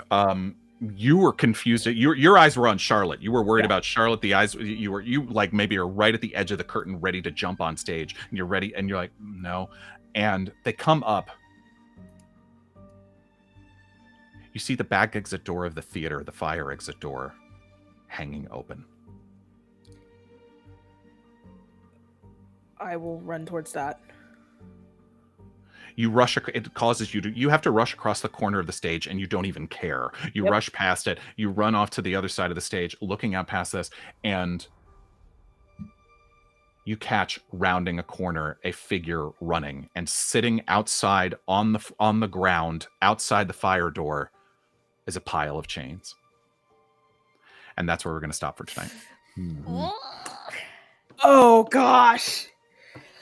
Harold! Oh, gosh. he's onto us. Harold! He's onto us. Maybe I should have sabotaged. Oh, thank you so much, friends. Wow, that was a journey tonight. Okay. Oh, goodness. Time for a manhunt. Manhunt. We will be back next week, friends, with a new episode to see what happens here. But love you guys. I love the story. Thank you all so much for being here. At the end of every episode, we like to read off certain names of our higher level patrons in the styles of their choosing.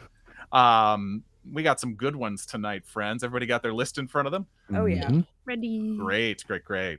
Okay. Well, we're going to start tonight with a team force of Shadow with a suggestion from Little House Journals.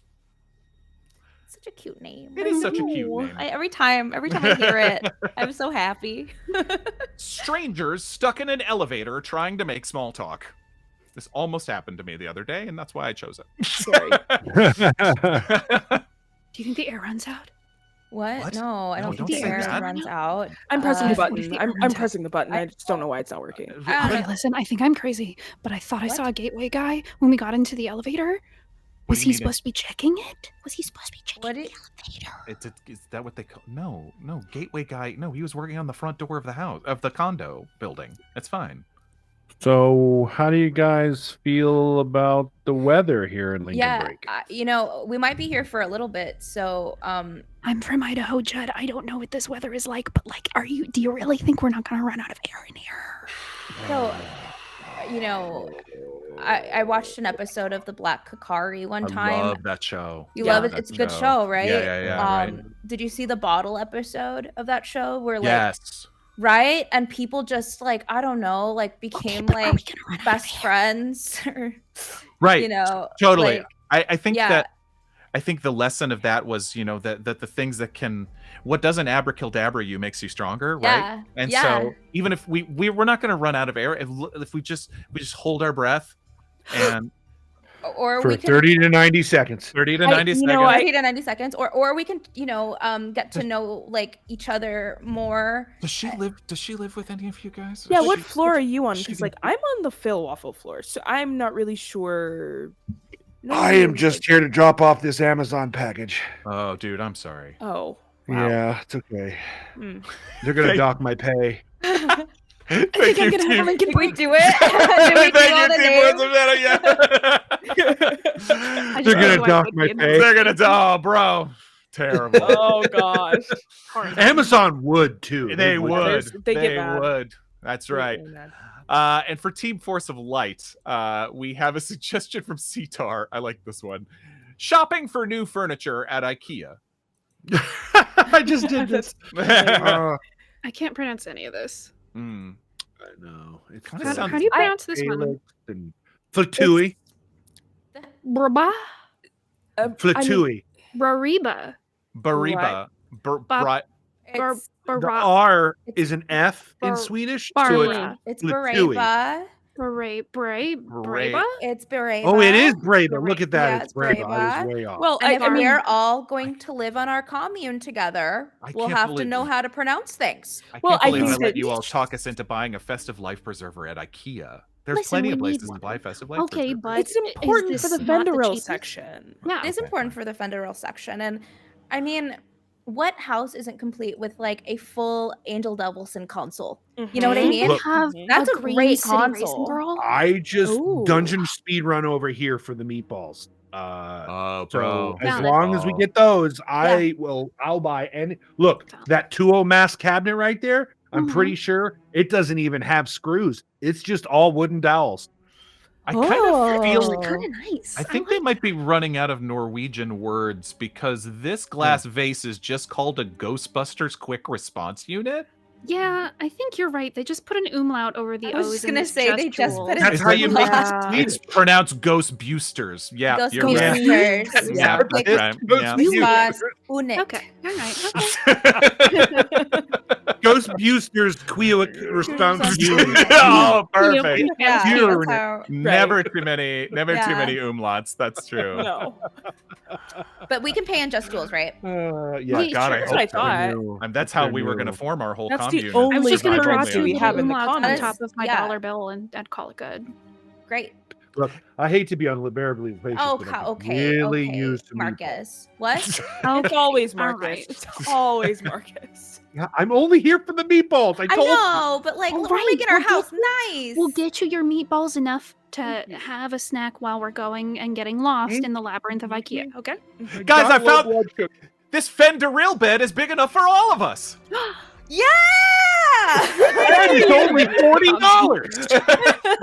Thanks, IKEA. Yeah. Thank you, Team Force of Light. Oh gosh. Oh my Like, God. made Maple react. She was like, Mother, why are you yelling? Oh God. Seriously, I just got a piece of furniture from IKEA, and it's 4 screws and like 20 wooden dowels. I actually like that. I prefer I that. love that. I do more. too. It's very Yeah. sleek, but it's also like I can't put anything over 30 pounds on. No, I- no, it'll for sure. collapse. I'm the It'll collapse. psychotic who actually finds putting together IKEA furniture kind of meditative. Do you want to come to my Mhm. house? It's Sure. fun. I have so much furniture I Why? haven't like put together Why yet. are you the way you are? I mean, it's just, It's give me a little fun. bit of music and a drink, and I'll just, it's just kind of like doop doop doop. I don't know, whatever. It's like So now doing we know who dishes to or call. ironing clothes. Yeah. Anyway. Monotonous. sense. You want to come to my house? Yeah. You can I'll do be those all of Wait, your. I'll be Did all you of your just say domestic doing house dishes husband. and bro, ironing clothes. Not that I Bro. like it, but I don't mind. but you're able No, to I do love it it. without your Right. brain hurting you. Right. That's Right. That is like my wild. one Right. autistic, like the one Superpower. thing I have Superpower. is like I do not fear the dishes, and I am so happy about it. I love doing Let's this. see, This is my pure autism short rest say, material. Owie, Yeah. it's Yeah, we need gross. to- I don't want to touch it. Me no want to touchy gross and no want to be stabby with knife. Yeah. You are missing some real beautiful stuff in the short rest, my friend. Yeah. Thank you so Thank much, you everybody, for all. being here with us tonight. We love you so much, and we'll be back next week. And for those, we've already announced it, but San Diego Comic-Con, Saturday, July 26th. We're going to be announcing the cast very soon. But Ron has something fun Mhm. planned, which I we'll do. talk about that later. But Oh, okay. what? No, I mean, right? Yeah. Like, No, let's later we'll for- announce everything. Yeah. I'll just throw it out there. It's called Do it. Oops, All Villain. Ooh. And an hour 45-minute one shot for the good people Yeah, in San Diego. We're going to Comic-Con. have a great time. Absolutely. But thank you so much, friends. Have a wonderful evening, and humankind be both. Be both. Both. Bye, friends. I love you, Mom.